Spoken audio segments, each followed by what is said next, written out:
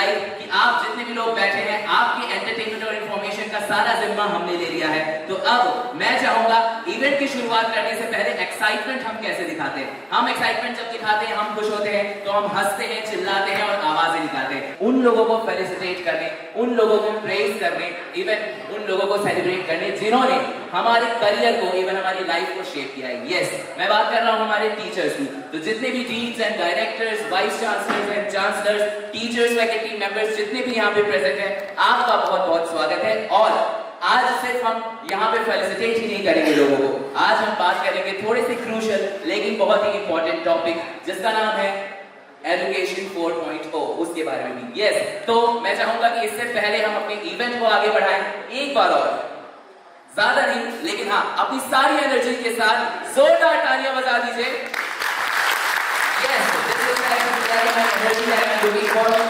Radio Orange welcomes you to HDFC Bank Spectrum Educators Conclave 2022. Knowledge partner Amity University, Punjab. Yes, so जैसा कि कहते हैं कि किसी भी शुभ काम को शुरू करने से पहले हम दीप जलाते हैं, रोशनी करते हैं, क्योंकि रोशनी जो होती है वो सिंबलाइज करती है पॉजिटिविटी, रोशनी सिंबलाइज करती है सिग्निफिकेंस किसी भी चीज की। तो अब हम आज के इस इवेंट को शुरू करने के लिए लैंप लाइटिंग की सेरेमनी सबसे पहले अनाउंस करना चाहेंगे और मैं स्टेज पे बुलाना चाहूंगा सबसे पहले तो mister Rajiv Bansal, vice president HDFC bank. Can we have you on stage please? एक बार जोरदार तालियां हो जाए। Mister Rajiv Bansal, vice president. और आगे मैं बुलाना चाहूंगा mister Prashant Mandiyal, vice president HDFC bank. Sir, आप लोगों की और आप लोगों की कांस्टेंट सपोर्ट से हमारा इवेंट हो रहा है। आगे बढ़ते हुए मैं बुलाना चाहूंगा mister Himanshu Bansal. Mister Himanshu Bansal, can we have a huge round of applause for mister Himanshu Bansal? He is the deputy vice president of HDFC bank. और आगे बढ़ते हुए मैं बुलाना चाहूंगा एमिटी यूनिवर्सिटी से doctor Shivali Dhingra, dean faculty of management, Amity University Punjab.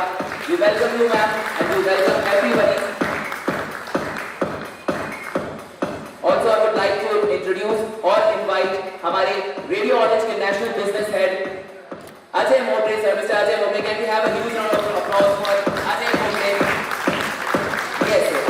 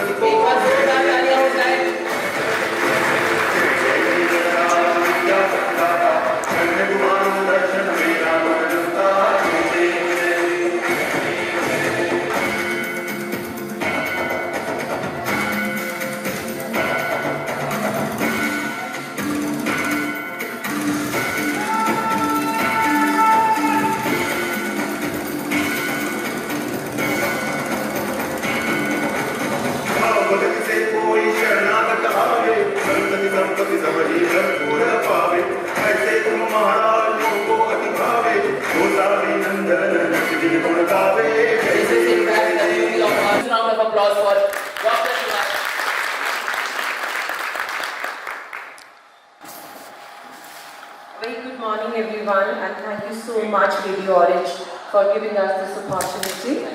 It is indeed a matter of proud privilege for me to be present amongst this august gathering of stalwarts of the education industry, practitioners, policymakers, and to deliberate on the theme Education 4.0, which is so pertinent and relevant for all of us who happens to be a part of education fraternity.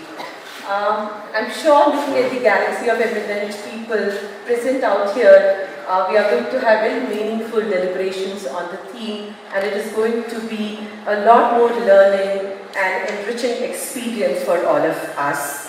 A lot have been talked about recently about the theme Education 4.0. All the experts, practitioners, educationists, they have been exploring many more dimensions on the theme, and here I am presenting few concerns, some understanding in my perspective on the theme.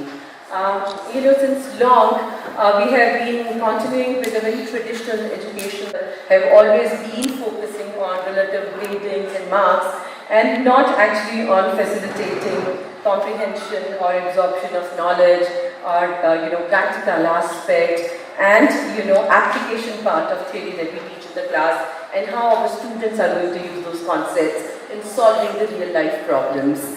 Also, in many cases that I have seen out of my experience in schools and colleges and in higher education also, that we have been disregarding classroom diversity, and we have been teaching all children exactly same kind of course content at the same pace, and we have been expecting them to pass at the same time frame. So I see this thing has become a practice of the past.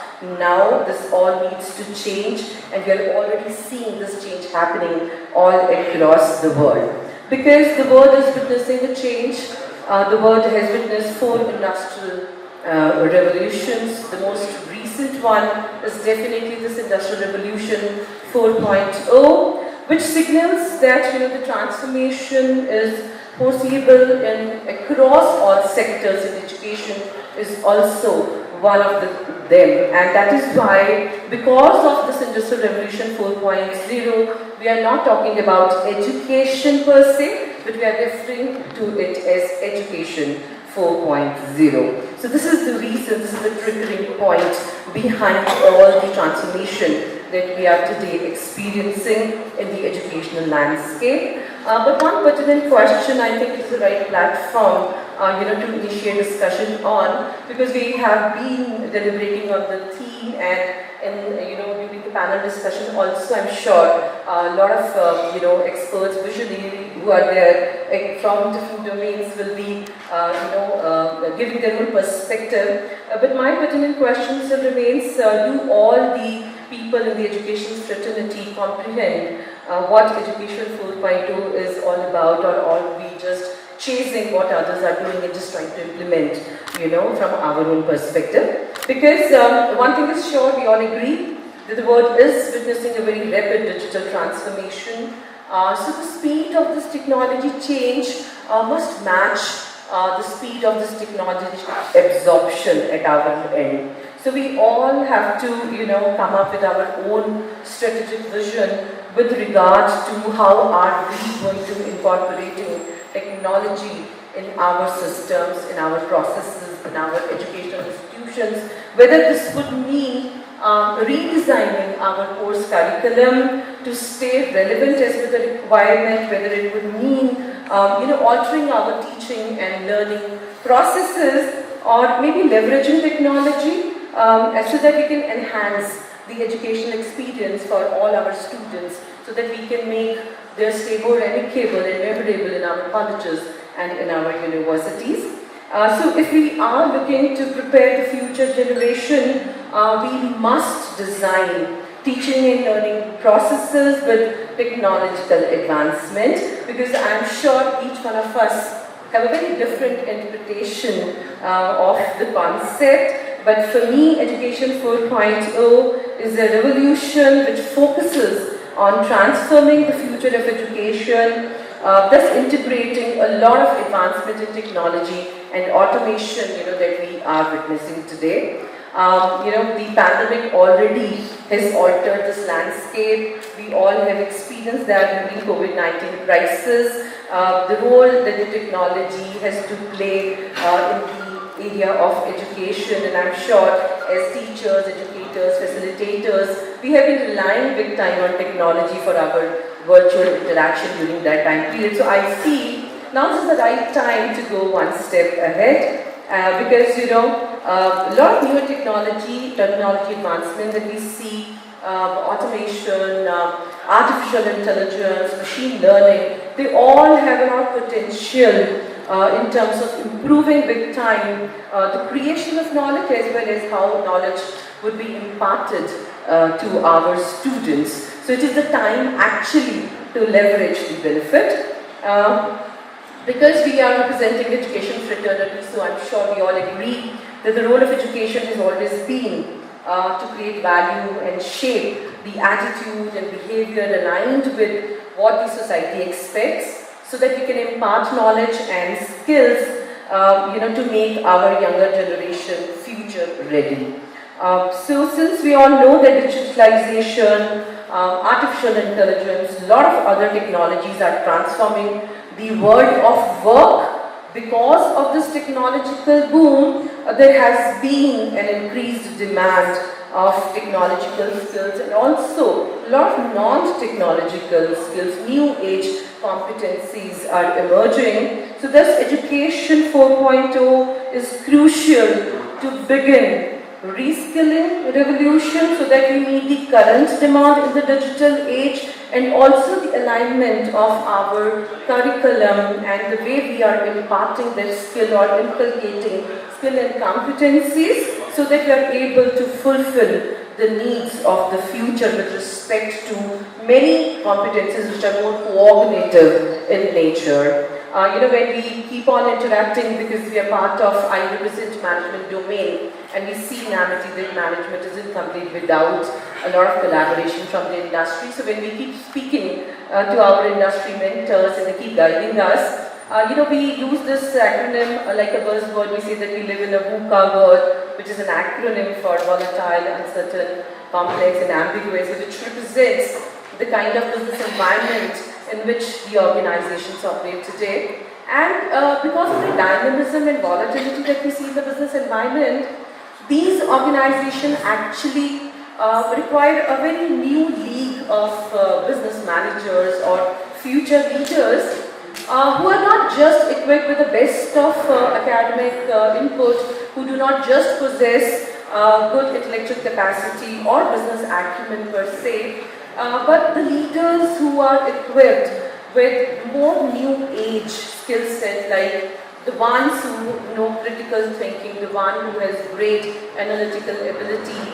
They should have problem solving. They should be comfortable working in a multicultural environment, and also the ones who possess competencies and skills like resilience and perseverance, because they're so very important, to navigate during the challenging times. So I guess if in education we continue to teach today what we have been teaching yesterday, we can never prepare our student for the future. So that's how I see so much of need, to align to the requirement of the industry, so much of need to become more student-centric and provide them with the flexibility so that they can choose what is that they want to learn, how they want to learn, when they want to learn, why they want to learn. And at Amity University, Punjab, being the Dean looking after management and humanities program, and also playing an important role in the academic planning, being a part of the governing body, we are getting a chance to implement the national education policy, which again is stressing and focusing a lot in terms of providing flexibility to our students and looking for revolution in the area of education. We have introduced research right from the beginning. We have already introduced 4-year undergraduate program, the focus on research big time. So we are doing our bit in terms of our alignment to the ever-changing needs depending upon the scenario. So when we are talking about reinventing this education landscape and revolutionizing big time the education system, I see that there has to be a transition from old school thought and conventional pattern towards more personalized, more project-based and competency building and self-directed kind of a learning environment which we need to give to our students in our schools, in our colleges or in our universities at a higher education level. So this would also mean that not only our teaching learning processes have to be revamped, but a lot needs to be done in the way the assessment and evaluation of student skill and competency happens in the educational sector. So it has to become more outcome based. This is how we see at Amity, and we must also appreciate the individuality of every single student and their own pace of learning. And that's why we are offering so many different domains, and we are giving this flexibility to our students to not only just pick up their core skills that they would like to learn, but also from different kinds of courses, skill-based educational programs that we run, so that they choose programs that they are truly passionate about and can pursue their passion alongside. So if a student of BTech CSC, apart from learning AI, machine learning, robotics, would like to get themselves enrolled for acting or for fine arts, why not? So this is how we look at, providing that kind of a flexibility and adopting a completely student-centric approach. With using technology, I'm sure, in different schools, because we have very good schools and colleges here, and the higher educational institutions, so I'm sure everybody has integrated technology in some way or the other in their systems and processes. So we're already witnessing not many courseware platforms, which assess and manage constantly and intervene appropriately to nudge the individual up the curve. There have been companies, who are developing very intelligent instructional designs and digital platform using all these technologies, which has become a kind of a buzzword, artificial intelligence, to provide learning, to provide evaluation, testing and feedback to both to the instructors as well as to the students, to identify wherever there are gaps in knowledge, and also redirecting students so that they can revisit those topics wherever there is a lag. And it's very interesting that I've been reading one of the blog where they say that imagine now when AI become all the more sophisticated, and it's going to be possible, that the camera can actually read eyes and facial expressions and can assess the readiness or the status of learning of the students. So, I think anything and everything is possible the way we are looking at transformation at this point of time. Yes, we are going to use technology to facilitate learning process and using it for both knowledge creation as well as research, because the onus of preparing young leaders and future resource, I see it as a shared responsibility. So we must come together as education institutions, as industry partners and as policy makers, so that this collaboration can actually open up many new avenues, whether it is about industry collaboration, providing practical training, inculcating projects, practical projects with the support of higher education for the schools or colleges, or with the support of the industry, starting incubations, accelerating certain programs. I'm sure this is definitely going to inculcate a lot of creativity and innovation approach in our students right at the start. So this will definitely help them to think creative, and there would be an immense urge to innovate and to come up with solutions which are important for the society at large. And that is exactly the whole purpose of education. So we do not only have to prepare students to fulfill the requirement of the industry, but we also have to make sure that we produce individuals with values and with sanskars, so they actually become an important asset to the nation. So to me, there are a couple of challenges that I see with respect to infrastructure in school, colleges and higher education, universities, but I see a lot of opportunities also. It's kind of a very, very exciting time, for us to be in this education sector. While I was in US, I was very fascinated, that is long back in the time 1999 to 2002, when I see that the students had a flexibility.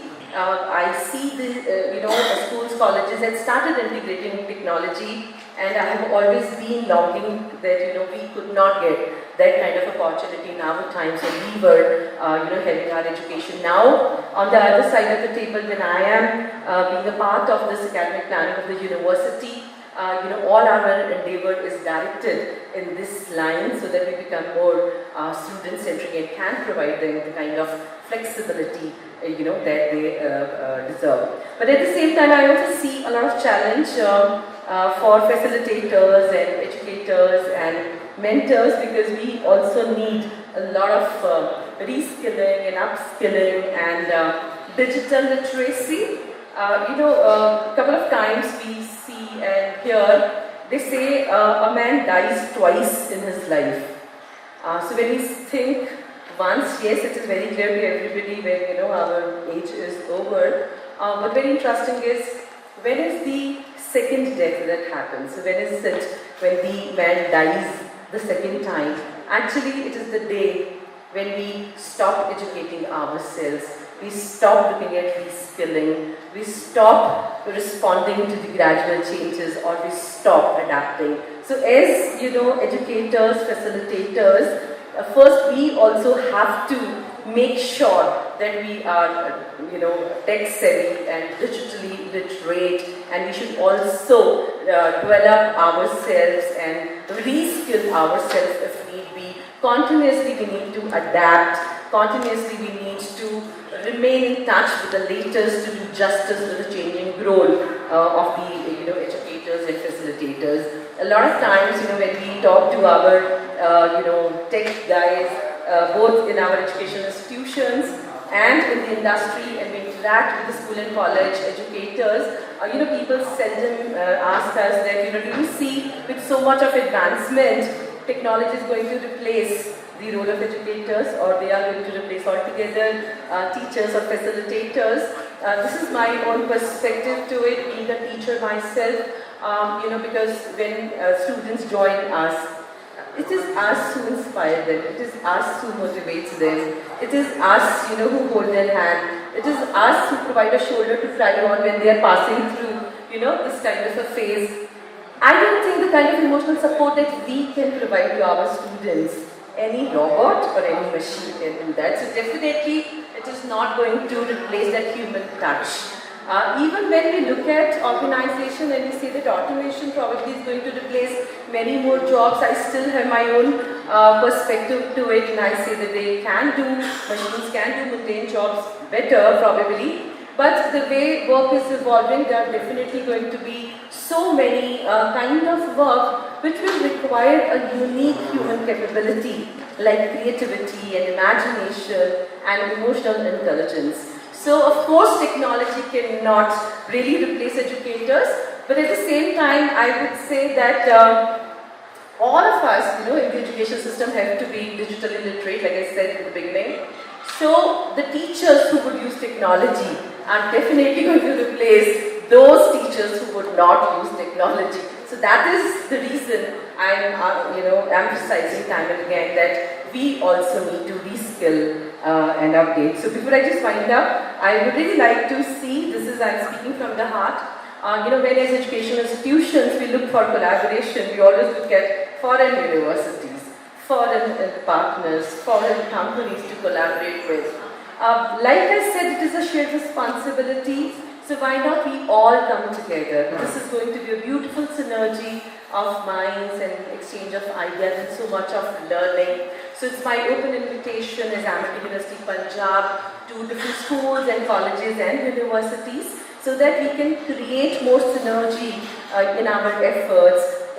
India has a huge potential, we have good brains, it is just that coordination, cooperation, collaboration is a little bit missing somewhere. We would really welcome if we have school students coming to our labs. Look at the high-tech labs that we have. We have best of the minds working for our universities. So if they get a chance to experiment in our labs together with our mentors, I think nothing like it. Similarly, why we have to reach to any other university and college abroad? If I could, propose that Chandigarh, College of Engineering and Amity University, Department of Engineering, so the best of the engineers, if they work together in a collaborative approach and create certain solutions which is going to help the mankind, I think nothing like it. So we propose more synergy, we propose more collaboration, and I think this is how all of us together, we have to co-create a very robust educational ecosystem. So thank you so much for giving me an opportunity to be a part of this endeavor, and I'm sure then the kind of interaction that we would have in the panel discussions will create many more opportunities for this synergy. Thank you very much. Thank you so much, ma'am. It's indeed a treat to have you here. और ma'am आपने जैसा कि बात कहा अभी बोलते हुए आपने पैंडेमिक की बात की थी, कोरोना की बात की थी, so I would like to say something कि जब पैंडेमिक बिल्कुल अपने पीक पे था और फर्स्ट वेव में और सेकंड वेव में जब पूरा देश हमारा आईसीयू बेड्स और सिलेंडर ऑक्सीजन सिलेंडर खोज रहा था, तब हमारे जो टीचर्स थे वो एक स्क्रीन के आगे बैठ करके हमारे फ्यूचर के साइंटिस्ट, फ्यूचर के डॉक्टर्स और फ्यूचर के इंजीनियर्स को ट्रेन कर रहे थे। तो मैं चाहूँगा एक बार जोरदार तालियां हो जाए सभी के लिए। And when we talk about education, ladies and gentlemen, तो education what it is today, it does not used to be। अगर हम थोड़े दिनों पहले की बात करें, like education बहुत ही restricted थी, बहुत ही privileged लोगों को मिलती थी। अगर मैं पीछे ले जाऊँ आपको गुरुकुल के टाइम पे, तो बहुत कम लोगों को education का हक था। लेकिन education 4.0 में आज हम बात करने वाले हैं कि कैसे education change हुई है by the time, कैसे education create की गई है लोगों के लिए और कैसे यहाँ पे आज आप अगर इंटरनेट से कनेक्टेड है तो पूरी दुनिया से कहीं से भी आप कोई इंफॉर्मेशन ले सकते हैं। बैंक स्पेक्ट्रम लाइन है और नॉलेज पार्टनर एमिटी यूनिवर्सिटी, ये टीचर्स डे के उपलक्ष्य में है। सर, बीइंग अ रेडियो हम लोगों का एक पैटर्न रहा है या एक ट्रेडिशन जो रहता है, हम लोग कुछ ऐसे इवेंट लेते हैं, उसके लिए ये हमें लगता है उसके हिसाब से और एज कंपेरेटिवली ये हमारे लिए भी एक अनोखा है, क्योंकि जब भी हम एजुकेशन की बात करते हैं शायद पहले भी चैलेंजेस रहे होंगे, 4.0 में भी चैलेंजेस हैं, लेकिन जब उन चैलेंजेस की बात होती है, चर्चा होती है, आई गेस तभी सॉल्यूशंस भी निकलते हैं और सभी के पॉइंट ऑफ व्यू से, चाहे वो हिमाचल प्रदेश हो, दूसरे स्टेट्स हो या फिर एक यूनिवर्सिटी पॉइंट ऑफ व्यू से हो, स्कूल पॉइंट ऑफ व्यू से हो, बहुत सारी अलग अलग चीज़ें होती हैं। तो आज हमें रेडियो ऑरेंज को ये मौका मिला है कि आप जैसे दिग्गज हमसे जुड़े हैं, आपसे बातचीत होगी, तो welcome you all again and thank you all here present जो आज के इस एजुकेटर कॉन्क्लेव में शामिल हुए हैं। आई एम आरजे प्रीति बिंदास और हम लोगों के लिए टीचर्स डे सेलिब्रेट करने का ये बहुत अच्छा एक अपॉर्चुनिटी है और तरीका है, तो थैंक यू वंस अगेन आप सभी को यहाँ इसका हिस्सा बनने के लिए। ओके, तो let's start this panel discussion. कई सारे सवाल हैं लेकिन टाइम थोड़ा कम है हमारे पास, लेकिन कुछ सवाल ज़रूर करने हैं। तो मैं सबसे पहले डॉक्टर मनीष महाजन जी से सवाल करना चाहूँगी कि सर, एजुकेशन 4.0 एक तरीके से डेफिनेटली मैम ने भी अभी कहा कि किस तरीके से टेक्नोलॉजिकल अपलिफ्टमेंट और उसके साथ कितनी सारी चीज़ें भी आई, लेकिन हम चाहे हम इंडियन एजुकेशन की बात करें या चलिए हिमाचल प्रदेश के एजुकेशन की बात करें, how ready we are and हम कितना तैयार हुए हैं इतने टाइम में और किन चीज़ों की ज़रूरत है?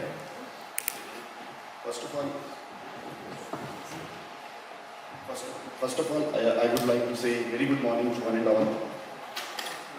As ma'am has asked a very right question that we are talking about the education 4.0, but how much we are actually prepared.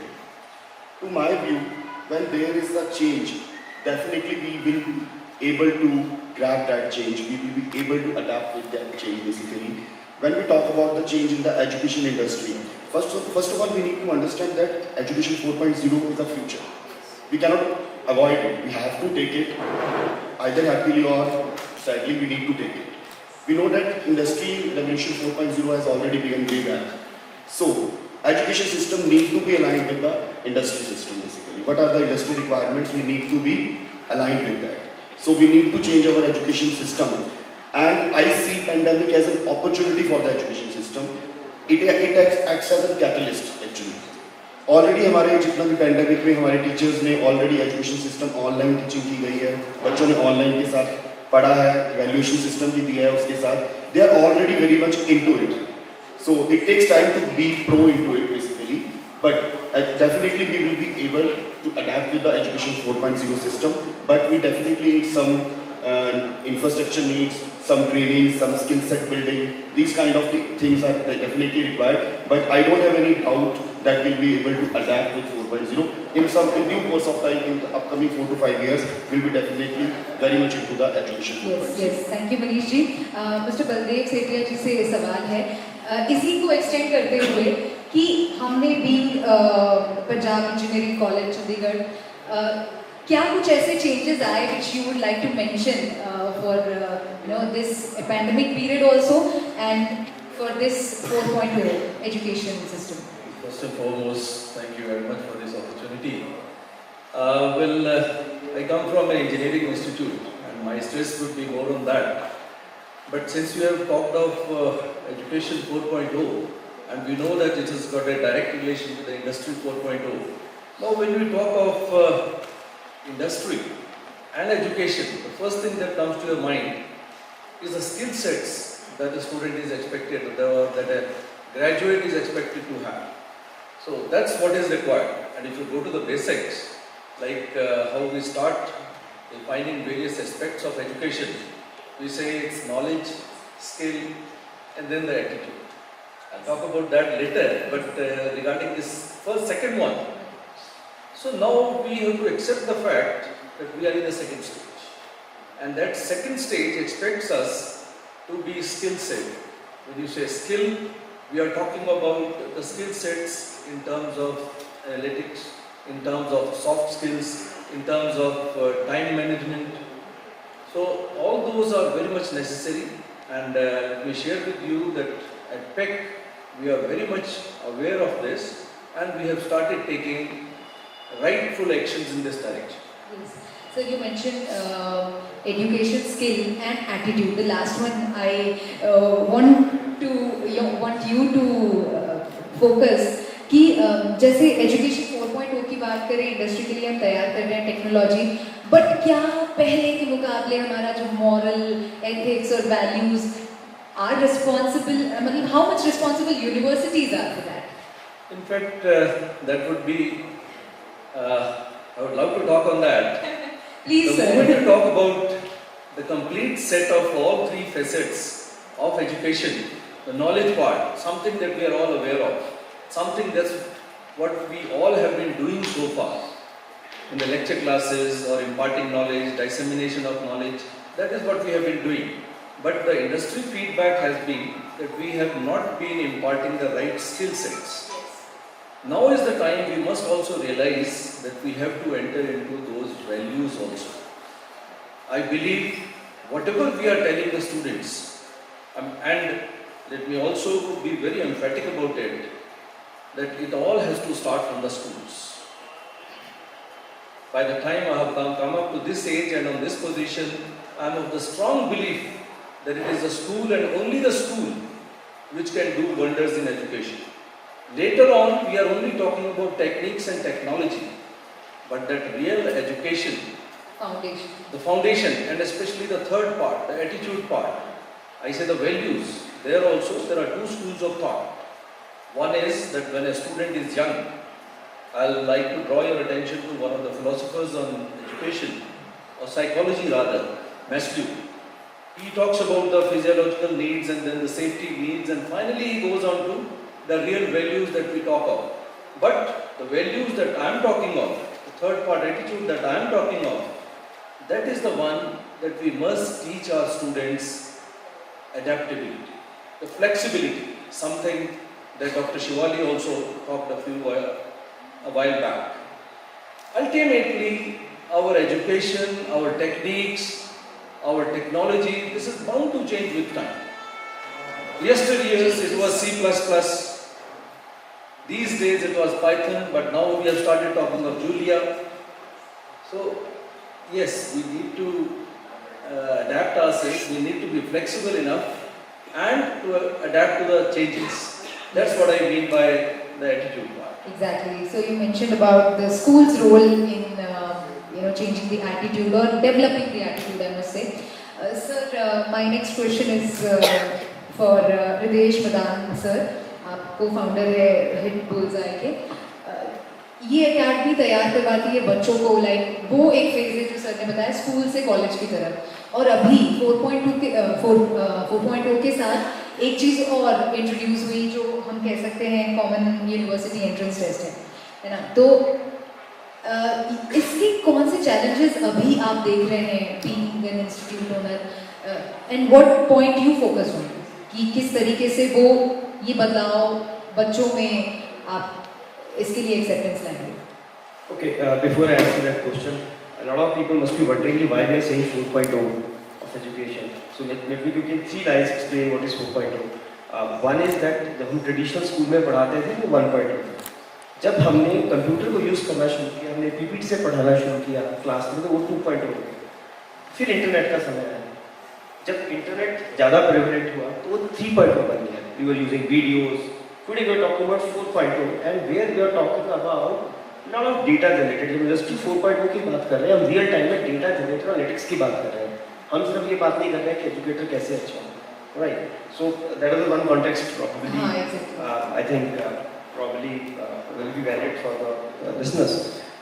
The second point which you asked me about CUET, as the world is changing and the government of India is looking at the problem of students.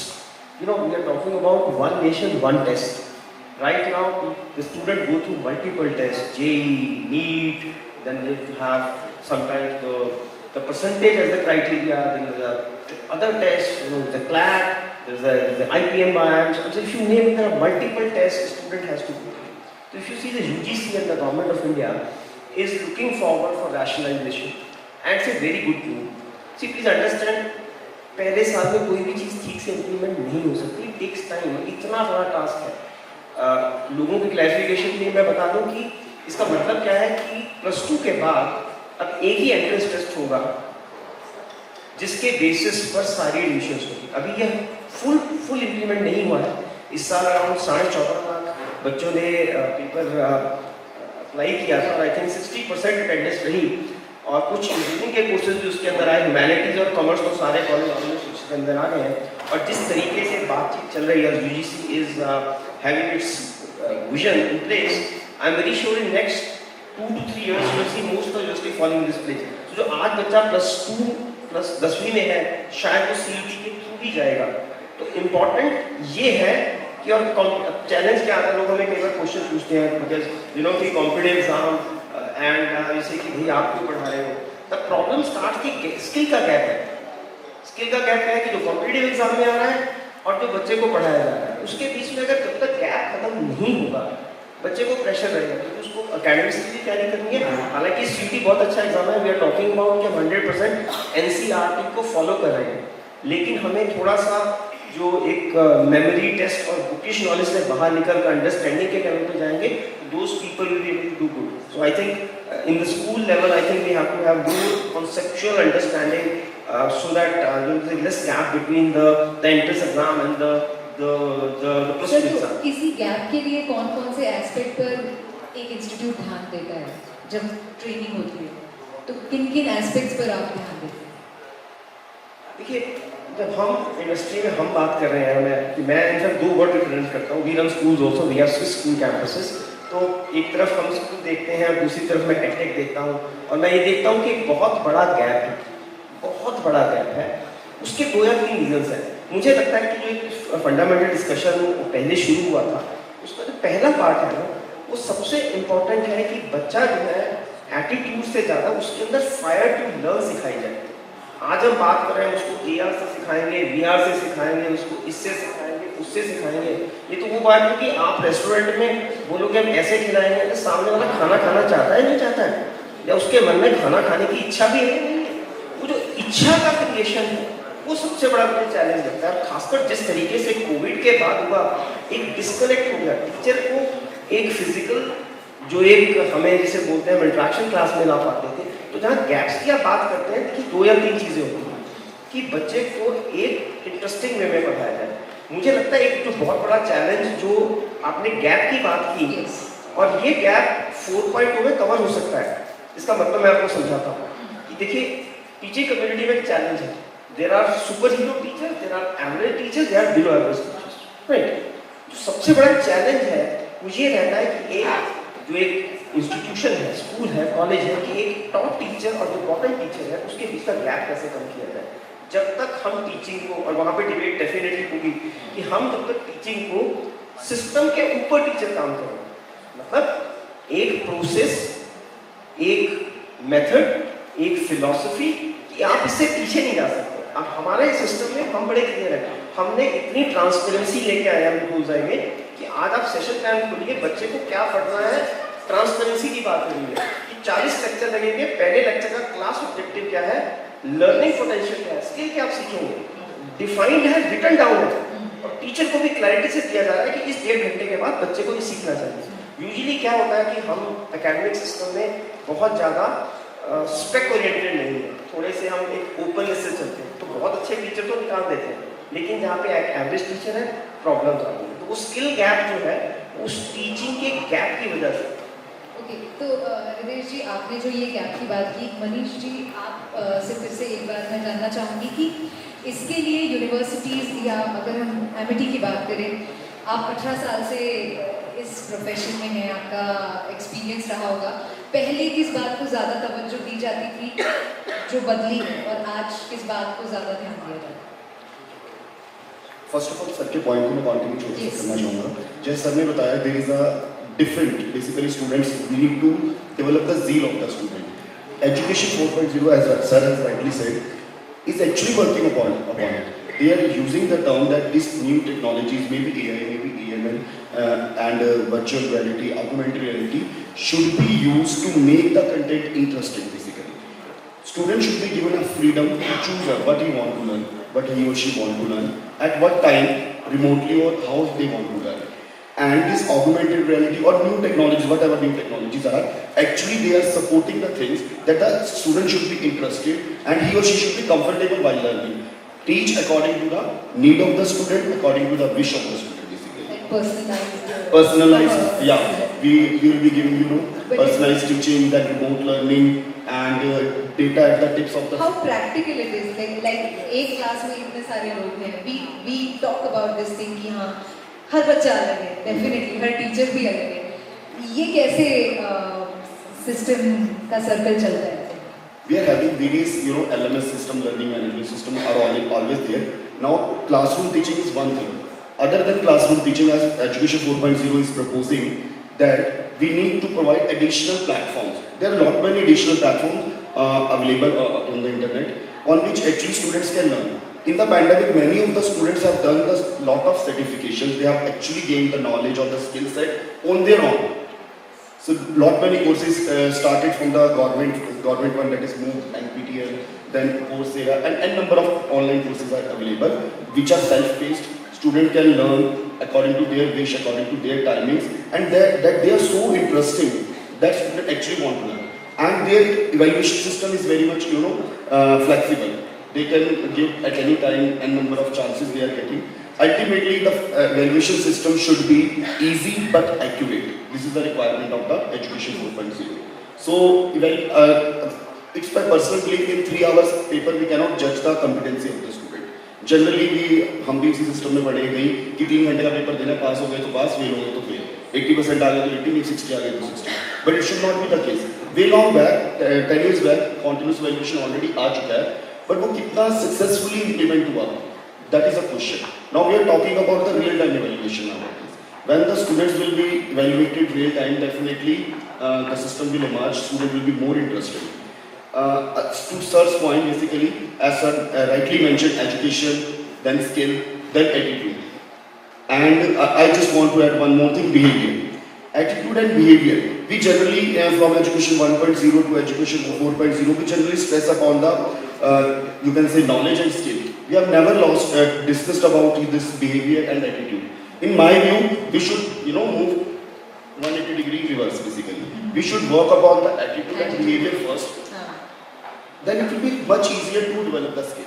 If student has a zeal to learn, definitely he will learn. I think this is very noticeable and important point, real-time evaluation जिसकी हम बात करते हैं.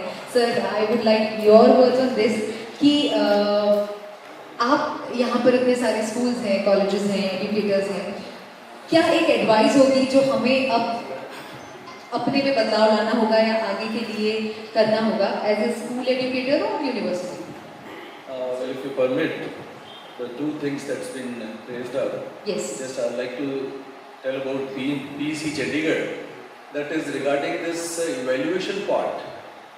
Long back we had adopted this continuous evaluation, and that comprises of number of things, and religiously and clinically it's being followed. It's not only the 3-hour exam at the end of the semester that counts for the whole thing. You have at least 2 tests, what we call as mid-semester exams. I mean, that's the nuances of the final points. Then for the slow-paced and fast-paced students, PEC is perhaps one of those institutes where at the end of the degree, a student can move out with the minimum number of requisite credits, say 162 or close to that. But if he or she is fast enough, he is a bright student, then he has an option to go in for a major specialization in the same branch. Or he can earn 16 more credits to get an honors degree. And thirdly, he is a civil engineering student and he can go in for a minor in computer engineering in those electives. So that's the beauty of rearranging it instead of having same slow-paced and fast-paced students in the same class. There are. In fact, the diversity is one of the challenges that we have. We have students who are entering the institute with an All India rank of JEE Mains rank of 2000. And then there is another one in a last branch, or say these days, the least sought after branch, where the rank is 1,02,000. But then things have to be matched, and this is how we try to actually pragmatically match. And now the third point that you said, again I believe something that a student brings from the school, be it his learning, be it his sports skills, be it his debating skills, in the college we can only brush it up. It's been very small percentage of students who come to the college without having played in the school or without having gone to the stage in the school to excel. But certainly if they have done something in the school, they have ample opportunity to excel. And that goes about the whole thing. So through this platform of Radio Orange, I would like to request all the principals sitting here for their schools. It's the school that's going to change our education system. Colleges can only bring about a change. But that kind of change which has already been brought about by the schools. Lifelong learning. I believe by the maxim that if you give a man a fish, he will eat it at one meal. But if you teach him how to fish, he will eat all his life. So this is what we are teaching them. It's not that we are training the students for a particular industry. Why should I be teaching him Python? And why should I be teaching him Julia? I'm not a training institute. I'm an education institute. So that's the maximum I go by. Definitely school जो होती है शायद उस पर बहुत बड़ी जिम्मेदारी है और आप निभा भी रहे हैं. जैसे कुम्हार कच्ची मिट्टी जो होती है उसे मटका बनाना आसान है. Socrates had once said that, I won't recall the exact words, but he said, if you give me a child up to the age of 7 and tell me what you want to make of it, I can make him anything. 0 direction or 180. But up to 7 years, that's the primary age. So that's what I believe in, and that's one of the reasons, in fact, the transition from where the child comes from the school. He is the brightest student that we have, in fact. But then why should he be detained? Why should he be failing? Why should he be getting a compartment or a real period in a subject? Till now I have not been able to understand. He was the brightest student who had come from the brightest of the schools. That means there is something, that transition is not smooth. That's another big challenge that we in engineering institutes are facing. And that's where I would require the attention of all the school principals and teachers to address that issue. Thank you so much, sir. And I think fair time we have given for this discussion. और भी कई सारी चीजें हैं, लेकिन उम्मीद है ये चर्चाएं हमारे फ्यूचर के लिए बहुत काम की हैं. And we change accordingly and future में हमें इसका बहुत ज़्यादा लाभ होगा. तो here I announce end of this first panel. Thank you so much. And I would like, on behalf of Amity University, I would like to thank all the principals, all the teachers, all gurus. I'm really thankful to all you to be here. And as teaching day is on 5th September, I would like to congratulate on Teachers Day, Happy Teachers Day, and सभी गुरुओं को मेरा शत नमन.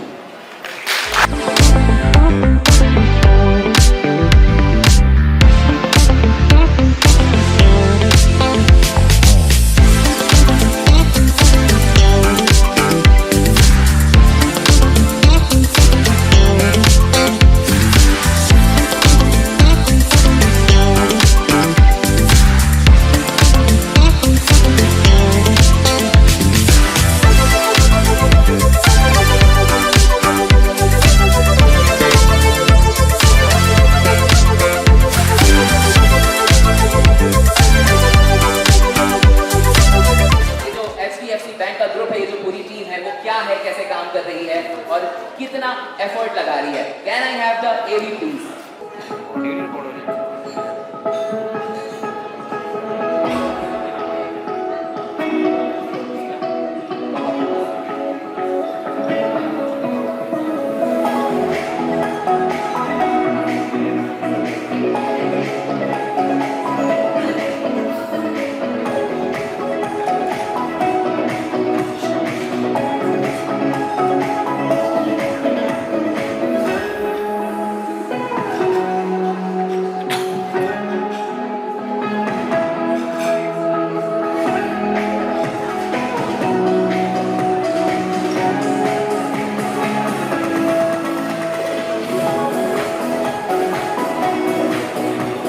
Can we have a huge round of applause, ladies and gentlemen? There is an old saying which goes something like this. In fact, one of the panelists has said this thing. If you will give a fish to a person, you will probably feed him for a day. And wonderful, in fact, very wonderful lines. If I'm again repeating, if you will give a fish to a person, then probably you will feed him for a day. But if you will teach him, then you are probably feeding him for the lifetime.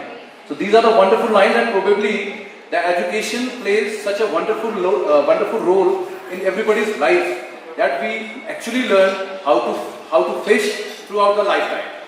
So I think, in fact, all of you will agree that our teacher, they deserve a huge salute for this thing. And actually, truly speaking, the teachers are the builder of the nation.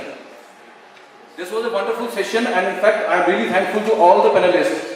I mean, they have actually enlightened us with a lot of changes which are taking place in the education system of India. From our journey from 1.0 to 4.0. So a lot of things which I have learned, and I am sure all the academicians, they must be learning a lot of things from this discussion, and we will learn furthermore. Now about HDFC Bank. HDFC Bank has, in a way, has borrowed a lot of things from this philosophy. It has trained approximately 8,000 self-help groups in the country, and it has impacted more than 10 crores lives in the country. In fact, in the last financial year only, approximately 1 crore lives were impacted with the kind of things which we are doing in the country through various CSR initiatives which you have seen few minutes back.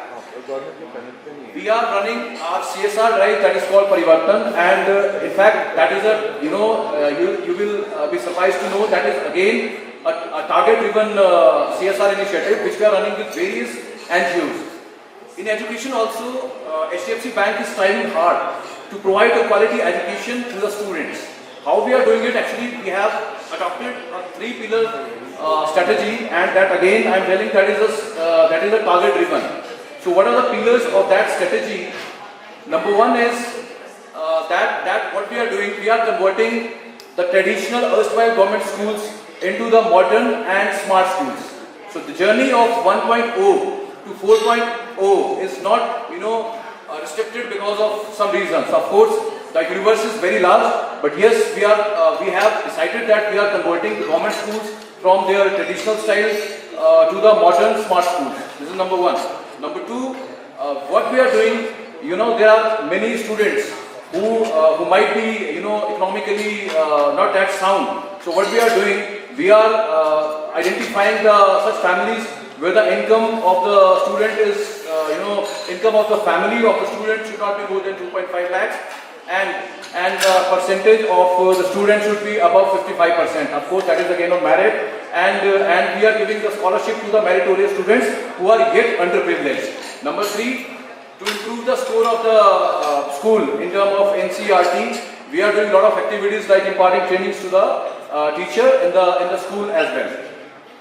So this all is possible through the CSR initiative what we are doing in the country, and you will be surprised to know that HDFC Bank is the largest spender of CSR in the Pan India. Last financial year only we spent 736 crore rupees under our CSR initiatives. That is a huge amount in fact, and every year we are increasing that amount.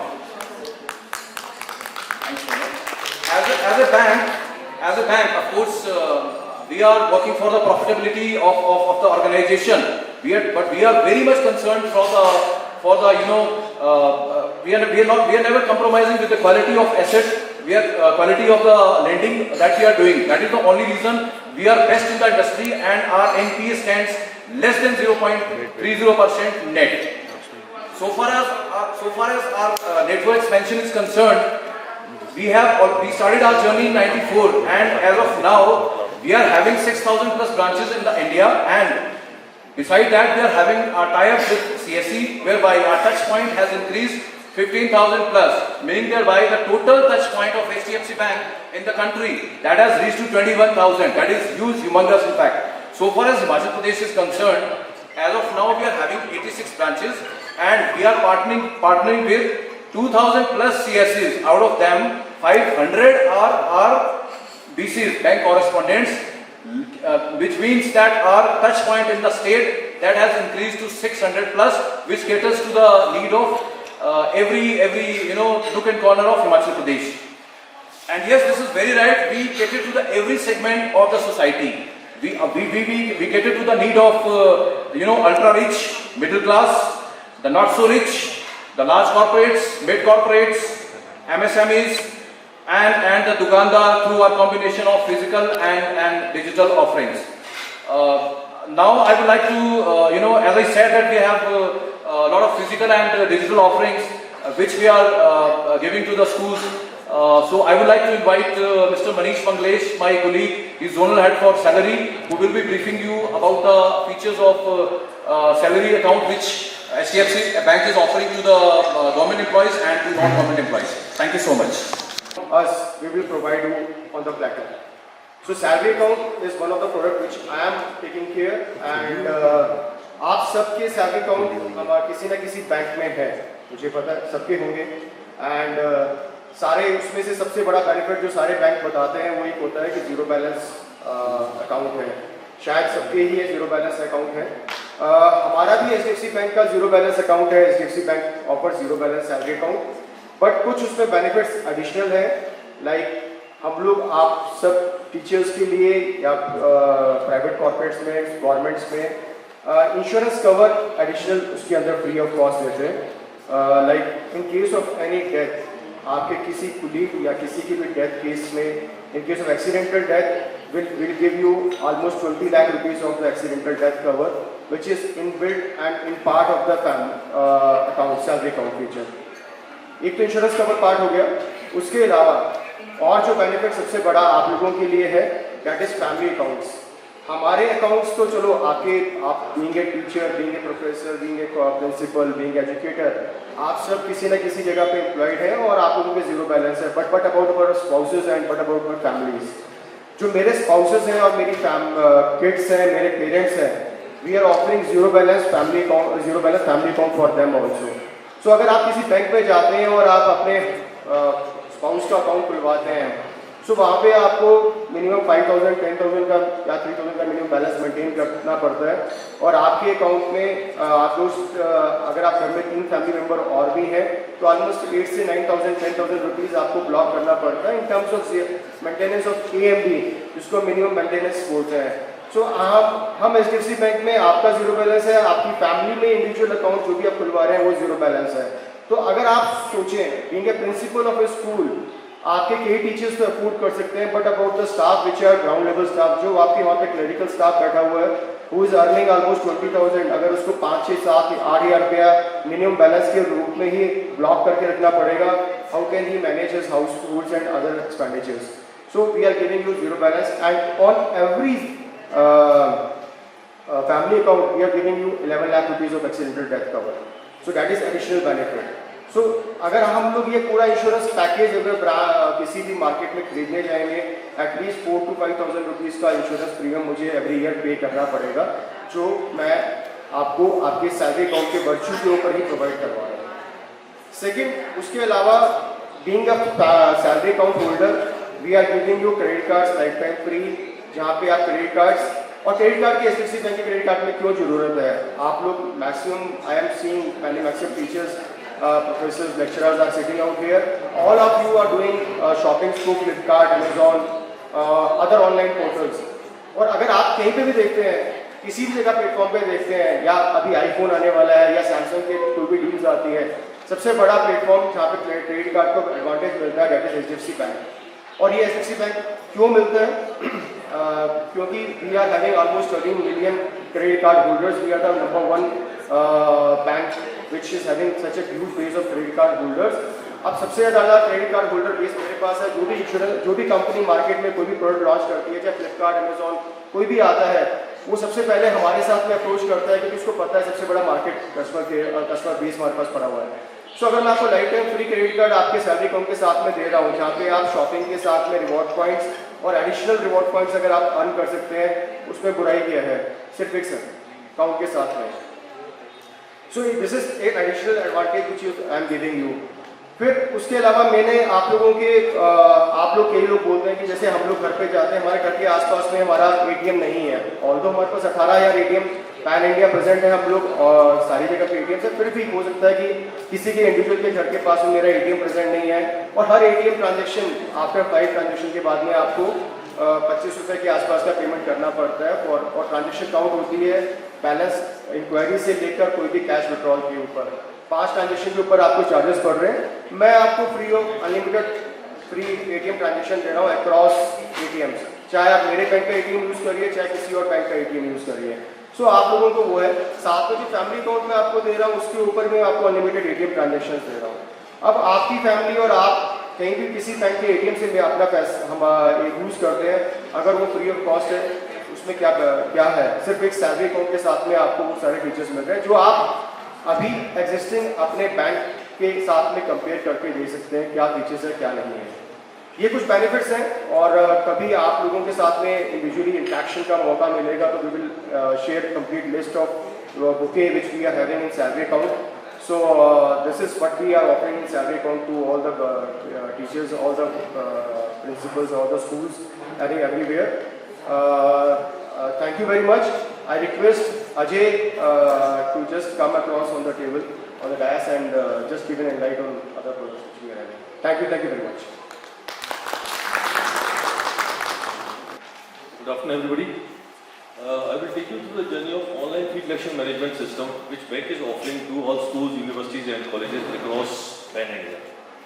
So HDFC Bank is leading in digital solutions which are being provided to all the schools, universities, and colleges. For this is a customized solution which bank is providing, and that too with a different range. You can see the maximum universities and schools.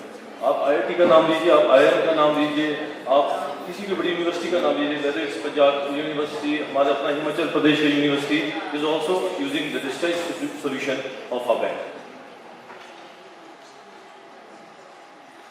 These are smart payment solutions. We have a number of options where you can make the payment solutions. First of all, like swipe machine POS, आप सब aware होंगे कि POS machine के ऊपर हम किस तरह से transactions कर सकते हैं, और it's mobile based swipe machine MPOS, QR code based payment, scan and pay. These are all different modes of payment options where we can use in your schools, universities, and colleges. These are the key benefits of our solution which we provide to all you people. Fee collection link is to be integrated with the existing website. आपका जो website रहता है उसके साथ हमारा जो fee collection का जो system रहता है वो integrate हो जाता है, and we can collect the fees through that mode. Next thing is there is a dashboard provided by the bank जिस पे आपको सारा reconciliation आ जाता है, या all your statements can be seen on that dashboard. Next is online form creation of new registration. आपका एक school में कोई नया स्टूडेंट आता है, आप उसका फीस भरता है, तो उसका जो ऑनलाइन जो फॉर्म जनरेट होता है, that option is also available in our solution. Apart from this, credit card, debit card, net banking of around 50 plus banks, which जो हमारे बैंक सोल्यूशन के साथ आपको मर्ज करता है, these are options are available with you people.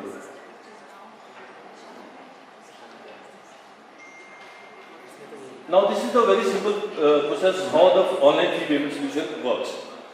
आप एक student अपना या स्टूडेंट या कोई पेरेंट आप फीस भरना चाहता है, simply goes on the university, school or college website.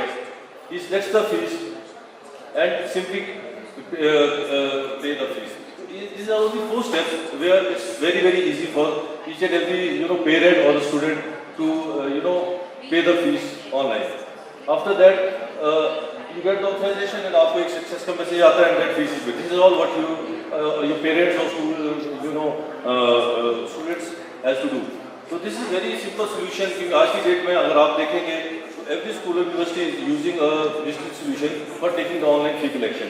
And our bank is mastering on giving you the customized solution for all these products. Thank you very much. Thank you so much sir for this elaborated study. और now moving forward, अब हमारे second panel का time हो गया है और second panel discussion के लिए उसको कंडक्ट करवाने के लिए हम बुलाना चाहेंगे स्टेज पे आरजे राग को. Can we have a huge round of applause for RJ Raag. Ladies and gentleman, RJ Raag आपके शहर में हर रोज सुबह 7 से 11 बजे आपको एंटरटेन करता है, लेकर के आता है शो. ये है शिमला मेरी जान. So Raag, I welcome you on the stage. और साथ ही साथ मैं इनवाइट करना चाहूंगा. Thank you so much. Welcome Raag. And moving on, मैं इनवाइट करना चाहूंगा प्रीति मैम को. मैम प्लीज आए आप. RJ Preeti Bindaas, can we have you on the stage please. Ladies and gentleman, एक बार जोरदार तालियां हो जाएं for the moderator of the panel. ये जो पैनल है, इस पैनल का डिस्कशन रहने वाला है role of government transforming the face of education. और इस पैनल को आगे बढ़ाने के लिए जो पैनलिस्ट इसमें पार्ट लेंगे उनको मैं बुलाना चाहूंगा.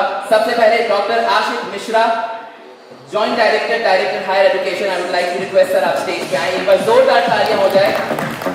Doctor Ashik Mishra.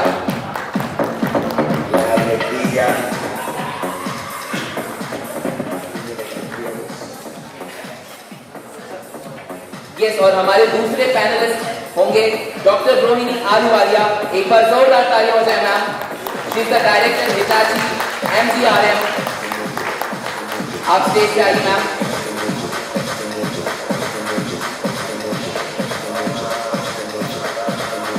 Yes, we are all set.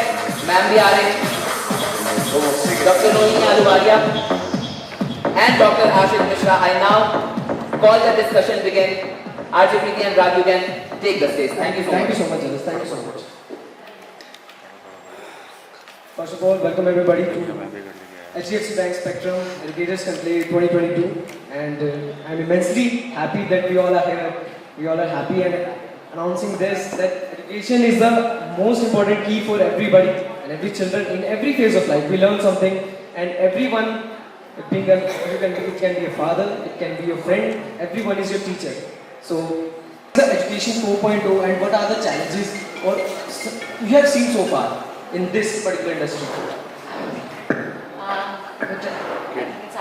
Good afternoon everybody, and a very happy Teachers' Day to the esteemed teachers. And by the Indian culture, the guru, the true meaning, and I think a female teacher is a stronger guru because she reflects a lot of love when she teaches.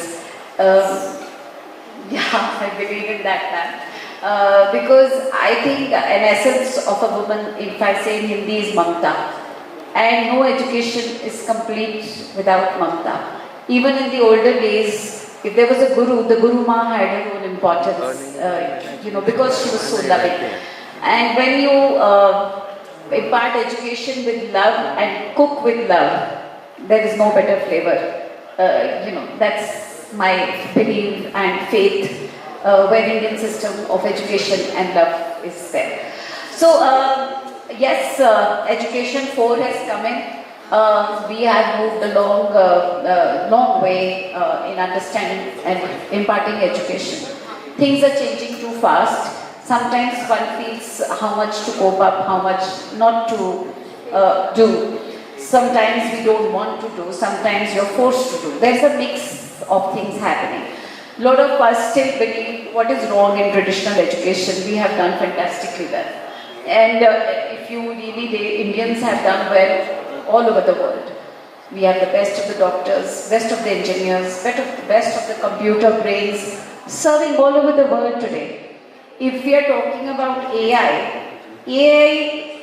when it started in the other countries, you will find a lot of Indians were the brain behind that, or they were a part of the big teams which developed all these things. So what is wrong? We are doing well, we are doing fine, we don't need to really think too much. But change has to be adapted. Change has to go on, because we are preparing students for next generation, for next level, next world, future. And ma'ams, all of you here, and sirs, that things are very uncertain today. COVID just happened. Who really thought that 2-3 years of our life will just go as a vacuum? 19 to 22, we really don't know what happened. And abhi Hitachi NGR, we had a lot of young engineers coming and applying, and when I talk to them, they are so blank. And trust me, I felt sad for them, and I have employed a lot of young children in various industries that we have, so that let's not blame them, and let's be a bit of college for 2 years, and maybe whatever we'll train them, we will train them more oriented towards the job they are looking for, right? So education 4, if now I come back to, this was the situation today, right? Education 4 has come in right after COVID, at least we are talking about it right after COVID. So it's a bit overwhelming for all of us to now suddenly get into that, and I definitely agree with Baldev sir that school is the main foundation. 18 years तक बच्चा school में रहता है, right? जो grooming तब होती है वो कॉलेज में नहीं होती है. College is only enhancement of what you have learned or showing what you have learned. It is not learning of personality. Personality is made in school. College can nurture that personality. That's what, ma'am, I believe in. And education 4 is talking about digitization. Digitization is incomplete if it does not bring a transformation. It has to transform the person जिसके लिए digitization हो रही है. Teacher is a part of that stakeholder, principal is a part of the stakeholder, and student and parent. Everybody in the ecosystem should transform to get the benefit of digitization. Just digitization, but who is the beneficiary? That is to be kept in mind according to me. Digitization and education are together today. Education today at point 4 has the 4 C's. Creative thinking, critical thinking, communication, collaboration, the 4 C's. All this if we can put together, the child is able to be creative, the child is able to be critical, analytical, is able to apply as ma'am was also saying, and is able to collaborate together. मैं से निकल के हम जब आएंगे, we will be a better nation, a better human being, and a better contribution to the society. So education 4 is all about us. It's about learning to learn, to be always a learner. When doctors, I'm a doctor by profession. If we do not learn continuously, I will not know what is the latest drug. If I'm not learning continuously, I will not know how the disease pattern has changed. Viruses have come in and gone. COVID is a new virus. If I don't want to learn, I just say, छोड़ो COVID निकलने दो, मैं तो अपनी surgery practice करता रहूँगा. It's not going to work. Similarly for engineers, similarly for teachers. If teacher does not change as per the requirement of the future, the child is going to find the teacher also boring. Yes, Rohini, that was our next question also. You actually highlighted very specific points. Now coming to Ashit sir, this is the second question कि 4.0 तो definitely एक level up है ही, लेकिन COVID के बाद teachers के challenges बढ़ गए. Because technology जितनी बच्चों को पता थी, शायद उतनी और उससे कम teachers को पता थी. तो टीचर्स के ट्रेनिंग में क्या चैलेंजेस आए और अभी भी कौन से चैलेंजेस आपको लगता है कि टीचर्स को या एजुकेटर को अपने लेवल से लाने हैं? सबको नमस्कार. शिक्षा विभाग की ओर से होने के नाते मेरा दायित्व बहुत ज़्यादा बढ़ जाता है सरकार को लेकर के, लेकिन जहाँ तक मैं एक इंडिविजुअल हूँ, व्यक्तिगत जो मेरा जीवन है, उसमें शिक्षा का महत्व कुछ और है. और जो हम लोग योजनाएं बना रहे हैं शिक्षा को लेकर के वो अलग है. 4.0 तक तो मैं बाद में पहुंचूंगा, लेकिन मैं सबसे पहले ये कहना चाहता हूं कि हिंदुस्तान में एक चीज समझ लेनी चाहिए, शिक्षा और पढ़ाई लिखाई में अंतर है। हम दो चीजों को एक साथ जोड़ रहे हैं आज के समय में। शिक्षा है, हमने कहानी सुनी और इस कहानी से ये शिक्षा मिलती है। एक प्यासा कौवा था, उसको प्यास लगी, उड़ा, एक घड़ा दिखाई दिया, घड़े में पानी कम था, उसने उसमें पत्थर डाले, पानी ऊपर आया और उसने पानी पिया। इस कहानी से हमें ये शिक्षा मिलती है, जहां चाह वाला। और मेरा प्रश्न भी यही होता है कि पानी ऊपर कैसे आया, ये बच्चा भी पूछेगा और मैं भी पूछ रहा हूं, और इसका उत्तर यही है कि पत्थर का जितना भार था और उसका वॉल्यूम था, वो उस हिसाब से पानी ऊपर आ गया और कौवे ने पानी पी लिया। आर्किमिडीज ने थ्योरी। अब आप देखिए कि कौवा वैज्ञानिक है या आर्किमिडीज वैज्ञानिक है। यही प्रश्न चिन्ह किसी ने न समझा न जाना, और हम एक ऐसी व्यवस्था के बीच में प्रवेश कर गए जहां पर पढ़ाई लिखाई और शिक्षा को एक कर दिया गया। यहां पर जब शुरुआत की गई इस समारोह की, तो जो हमारी की स्पीकर थी, उन्होंने बहुत सारे मुद्दे उठाए और वो यहां से चली गई। लेकिन उनको ये समझना चाहिए था कि इस डिस्कशन में यहां बैठ करके निष्कर्ष क्या निकलता है, क्योंकि निष्कर्ष निकालना आज के समय में बहुत जरूरी है। जरूरी ये है कि एक व्यवस्था में मैं पढ़ा हूं, आपने सरकारीकरण की बात की, कि पहली क्लास में से लेकर के और अपने शोध कार्य तक मैं सिर्फ और सिर्फ सरकारी क्षेत्र में रहा। यानी कि 1965 से लेकर आज तक की जो मेरी शिक्षा की यात्रा है, शिक्षण की यात्रा है और शिक्षक क्षेत्र की यात्रा है, वो सारी सरकारी है। और जब हिमाचल प्रदेश बना तो यहां सिर्फ 9 स्कूल थे और आज असंख्य स्कूल हैं। 372 के 3272 हमारे पास जो है वो हायर सेकेंडरी स्कूल हैं। इससे भी ज्यादा 10वीं के जो हमारे आप कहेंगे स्कूल्स हैं, प्राइमरी स्कूल्स हैं। ये एक लंबी विकास यात्रा है यहाँ, और ये पढ़ाई लिखाई की यात्रा है, और इस पढ़ाई लिखाई में हम बहुत आगे बढ़ते जा रहे हैं। और जैसा कि आपने ये कहा कि आज हम जो एक औद्योगिकीकरण की दौड़ में और वैश्वीकरण की दौड़ में 4.0 की दौड़ में जो हम आगे बढ़ रहे हैं, और जो हमारा सरकारी योगदान है शिक्षा के क्षेत्र में बड़ा महत्वपूर्ण है।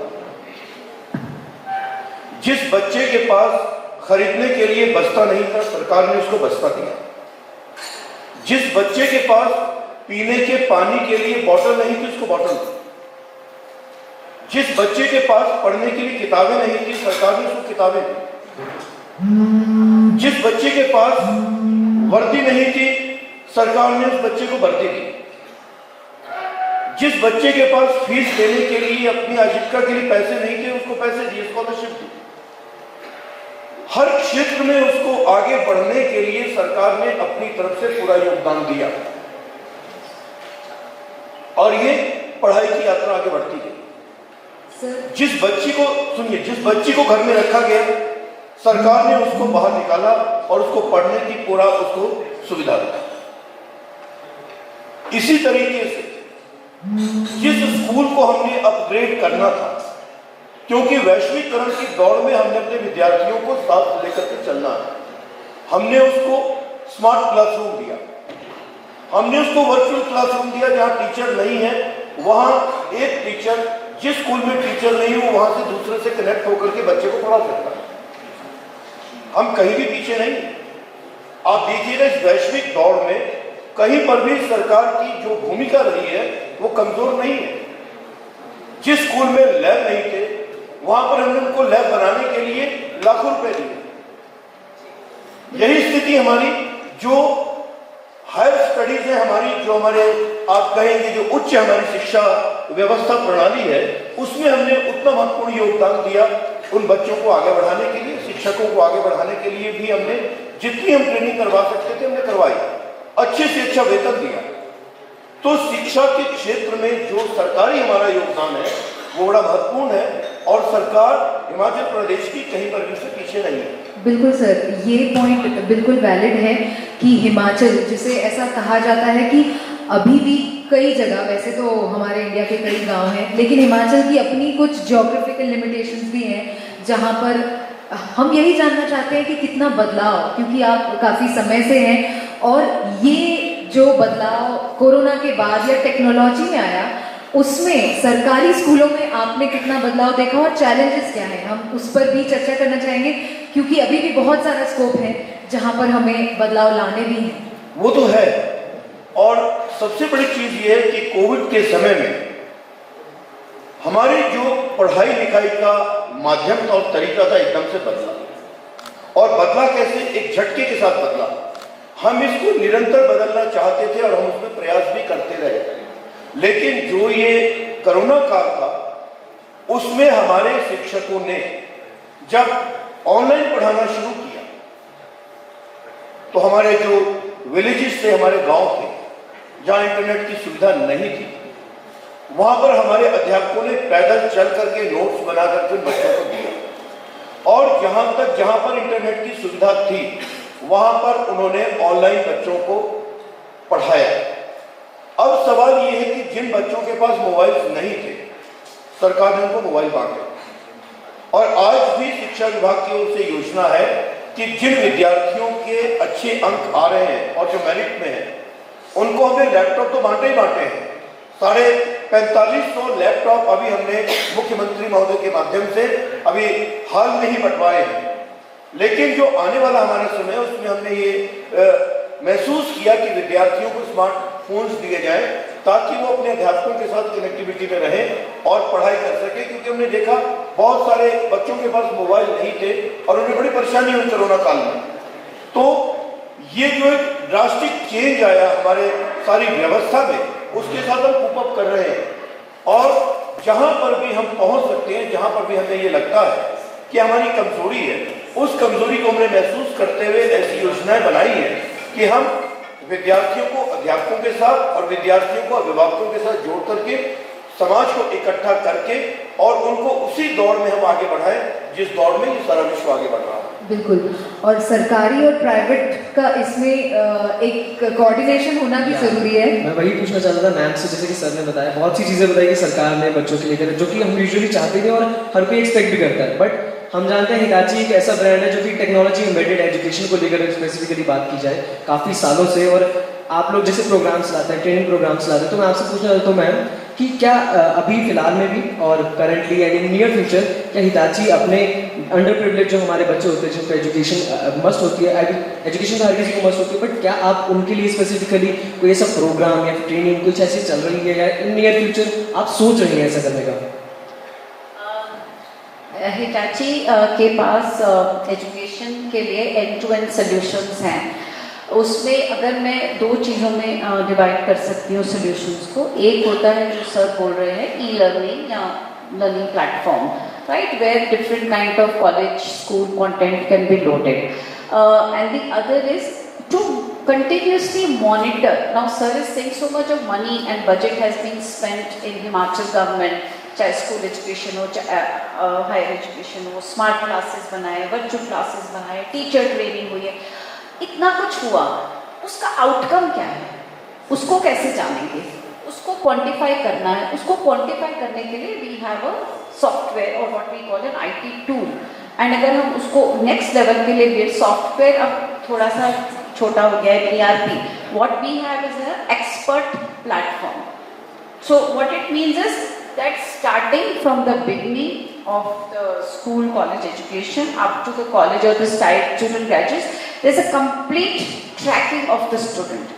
वो कब कहाँ कैसे चेंज हुआ, where was that point, school में किस क्लास में, who was the teacher who affected, was the smart class the change, college में कहाँ गया, एंड देन उसका एक लाइफ साइकिल का एक ब्रोशर डोजियर बनना चाहिए, सिस्टम होना चाहिए. That's what we do and we would love, we work in government only. Our system is called e-education or education governance platform. So it's specialized platform for school, colleges and universities. And as for the learning support, which we are all talking right now, LSP has to be understood properly. LSP is a learning support platform. It cannot replace a teacher ever. It has to be a facilitator. What you teach in school, college, it should be able to give a reference. The teacher, her own talk, her own content should be able to come on that, not standardized contents like some people are doing. But to begin in government, I think it's a great effort of our country and our state of Himachal. I have been following Himachal and they are always ahead in IT than many other states. Let me tell you. When we talk about private तो बहुत limited number है and government बहुत बड़ा number है, लेकिन जब बातें होती है तो private की ज़्यादा होती है और ये अनदेखा हो जाता है. But the system you are talking about, इनके रिजल्ट से या एक्सचेंज से आउटकम क्या आए हैं जो अभी तक आपने देखे हैं और उस पर आगे किस तरीके से काम गवर्नमेंट स्कूल या प्राइवेट स्कूल कर रहे हैं? दोनों अलग है मैम. हमारे देश में अभी भी there is a fine line between private and government, right? But at the same time I have also seen in lot of data where government school students are doing fantastically well. It is one is the school and second is the family. With the child, they both go hand in hand. And then attitude, personal attitude can never be replaced by anything. And as sir is saying, शिक्षा और पढ़ाई लिखाई, अगर ये दोनों simultaneously चले, then I think we've made it.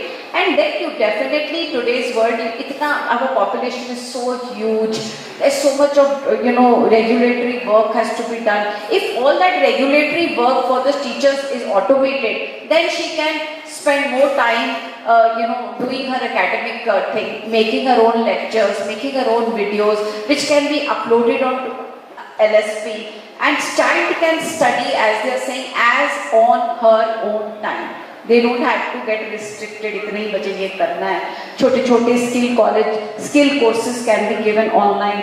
And I don't mean big skill, even life skills. सबसे important आप लोग तो रेडियो से, when you are able to speak well, communicate well, tell what you are saying well, half your job, your battle is won. So all these little skills, maybe we can do it on the learning platform, and the school can be used for other programs. This is what I believe in technology. Zero integrate.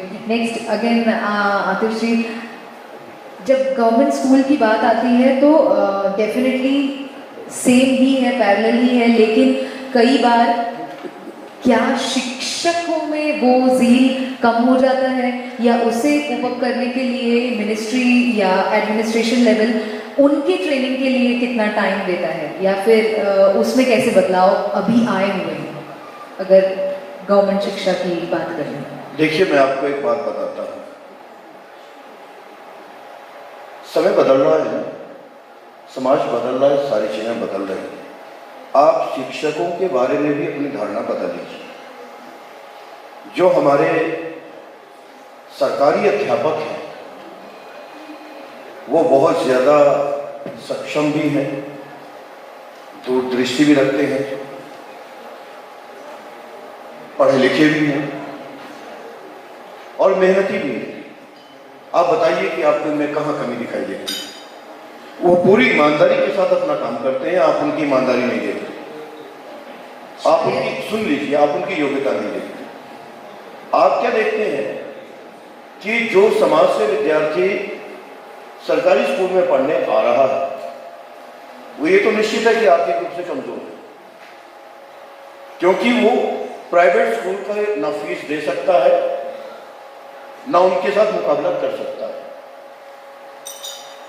इसकी remedy में सरकार ने उत्कृष्ट विद्यालय दिए. उन विद्यालयों में जहां पर सुविधाएं कम है, हिमाचल प्रदेश सरकार उत्कृष्ट विद्यालय बना रही है. जिन कॉलेजेस में सुविधाएं कम है, उत्कृष्ट महाविद्यालय बनाए जा रहे हैं, करोड़ों की अनुदान दी जा रही है, बनाए जा रहे हैं.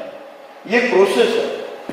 आप एक प्राइवेट स्कूल को चलाते हैं एक इलाके में, उस इलाके में हमारे 10 जो है आपके सरकारी स्कूल होंगे। सरकार की जिम्मेवारी 10 को चलाना है, आपकी जिम्मेवारी 1 को चलाना है। तो ये मान करके चलिए कि सरकारी व्यवस्था कहीं ज्यादा अच्छी है प्राइवेट से। हम लोग चमक दमक नहीं दिखाते, विद्यार्थी पैदा करते हैं। आप ये देखिएगा कि हमारे सरकारी क्षेत्र के निकले हुए विद्यार्थी कहीं ज्यादा कॉम्पिटेंट है प्राइवेट से। एग्जांपल देता हूं, मैं थ्रू आउट सरकारी स्कूल में पढ़ा हूं। क्या मेरे में विद्वत्ता नहीं है, मेरे में क्षमता नहीं है? तो आपने देखना है सरकारी स्कूल को, आप मुझसे आकिए ना, मेरे ज्ञान से आकिए, मेरे स्तर से आकिए। मुझे भी तो उसी स्कूल के अध्यापकों ने बनाया है। उसी स्कूल में आपको मैं इसलिए ये चीज कह रहा हूं कि जिस स्कूल में मैंने पहली क्लास पास की थी, आज भी मुझे याद है, उस जगह का नाम हिमाचल प्रदेश में सवेरे कोई नहीं लेता। कहते हैं कि अगर नाम ले लिए ना कुनिहाल का तो पूरे दिन खाना नहीं मिलेगा। मैं टाट पे बैठ करके पढ़ा हूं, मैंने आपके डेस्क नहीं देखे, मैंने आपका स्मार्ट क्लासरूम नहीं देखा, लेकिन मैंने अपने शिक्षकों का प्यार, उनका दिया हुआ आदर्श, उनका दिया हुआ ज्ञान, उनके द्वारा पढ़ाए हुए अक्षर से आज तक बढ़ते हुए अपने ज्ञान को अर्जित किया। तो ये जो व्यवस्था है, इस व्यवस्था को मान लेना चाहिए और इस व्यवस्था को भी स्वीकार करना चाहिए। जब आप सारी चीजें स्वीकार करें तो इसको मानिए। दूसरी चीज आपको बताता हूं, इस सारी व्यवस्था में मैडम ने जैसे कहा कि आंकने के लिए हमें ई सिस्टम चाहिए, ठीक है, उसका जवाब मैं देता हूं। कभी आपने चावल हांडी में बनाए हैं? अब आप जज कैसे करते हैं कि चावल पक गया? कुछ दाने नहीं, एक ही दाना ऐसे उठाते हैं, वो दाना कौन सा आपको नहीं मालूम, लेकिन आपने हाथ डाला हांडी में, एक चावल उठाया, आपने हाथ से मसल करके देखा ये पक गया या नहीं पक गया, और आपने देखा कि पूरी हांडी तैयार है, अगर वो दाना कच्चा तो आप कहेंगे नहीं ये भी नहीं बना। हम भी इवेल्युएट करें अपने एक विद्यार्थी को लेकर के कि उसकी कितनी क्षमता, उसका कितना वो योग्य बन सके। हम अपने अध्यापक को बार बार सेमिनारों में भेजते हैं और हम आंकते हैं वहां से कि उसमें कितना ज्ञान है, किस तरीके से पढ़ा रहा है। जब विद्यार्थी उसने पढ़ाया है, विद्यार्थी बना है, तो अध्यापक सक्षम है, उसकी सक्षमता के ऊपर कोई भी प्रश्न चिन्ह नहीं है। अब सवाल ये है कि इस सारी व्यवस्था के बीच में, क्योंकि मैं सिर्फ अभी सरकारी बात कर रहा हूं, जहां तक मेरा व्यक्तिगत प्रश्न है, जहां तक मेरा व्यक्तिगत अगर मैं तर्क वितर्क करूं तो मैं सारी व्यवस्था को हिला कर रखूंगा, ये मेरा दावा है। जो शिक्षा हमें चाहिए हिंदुस्तान में, मैडम ने क्या कहा अभी कि आप शिक्षा को, पढ़ाई लिखाई को साथ लेके चलिए। ये दो चीजें कभी साथ नहीं चल सकती, दोनों समानांतर है। और बिना गुरु के आप कहते हैं कि ये आपको हर चीज में डिजिटलाइजेशन चाहिए, आप गुरु द्रोण को लीजिए। गुरु द्रोण एक तरफ अर्जुन को पढ़ा रहे हैं, शिक्षा दे रहे हैं, और दूसरी तरफ एकलव्य उनकी मूर्ति के सामने बैठ करके शिक्षा ग्रहण कर रहा है, लेकिन वो अर्जुन से ज्यादा कॉम्पिटेंट है। ये विद्यार्थी के अंदर एक सील होनी चाहिए, क्या, क्यों, कैसे। जिस दिन बच्चा पैदा होते ही जैसे बोलना सीखता है, मां उसको थप्पड़ मारती है, क्यों मारा मुझे, आप क्या बोल रहे हैं, क्यों बोल रहे हैं।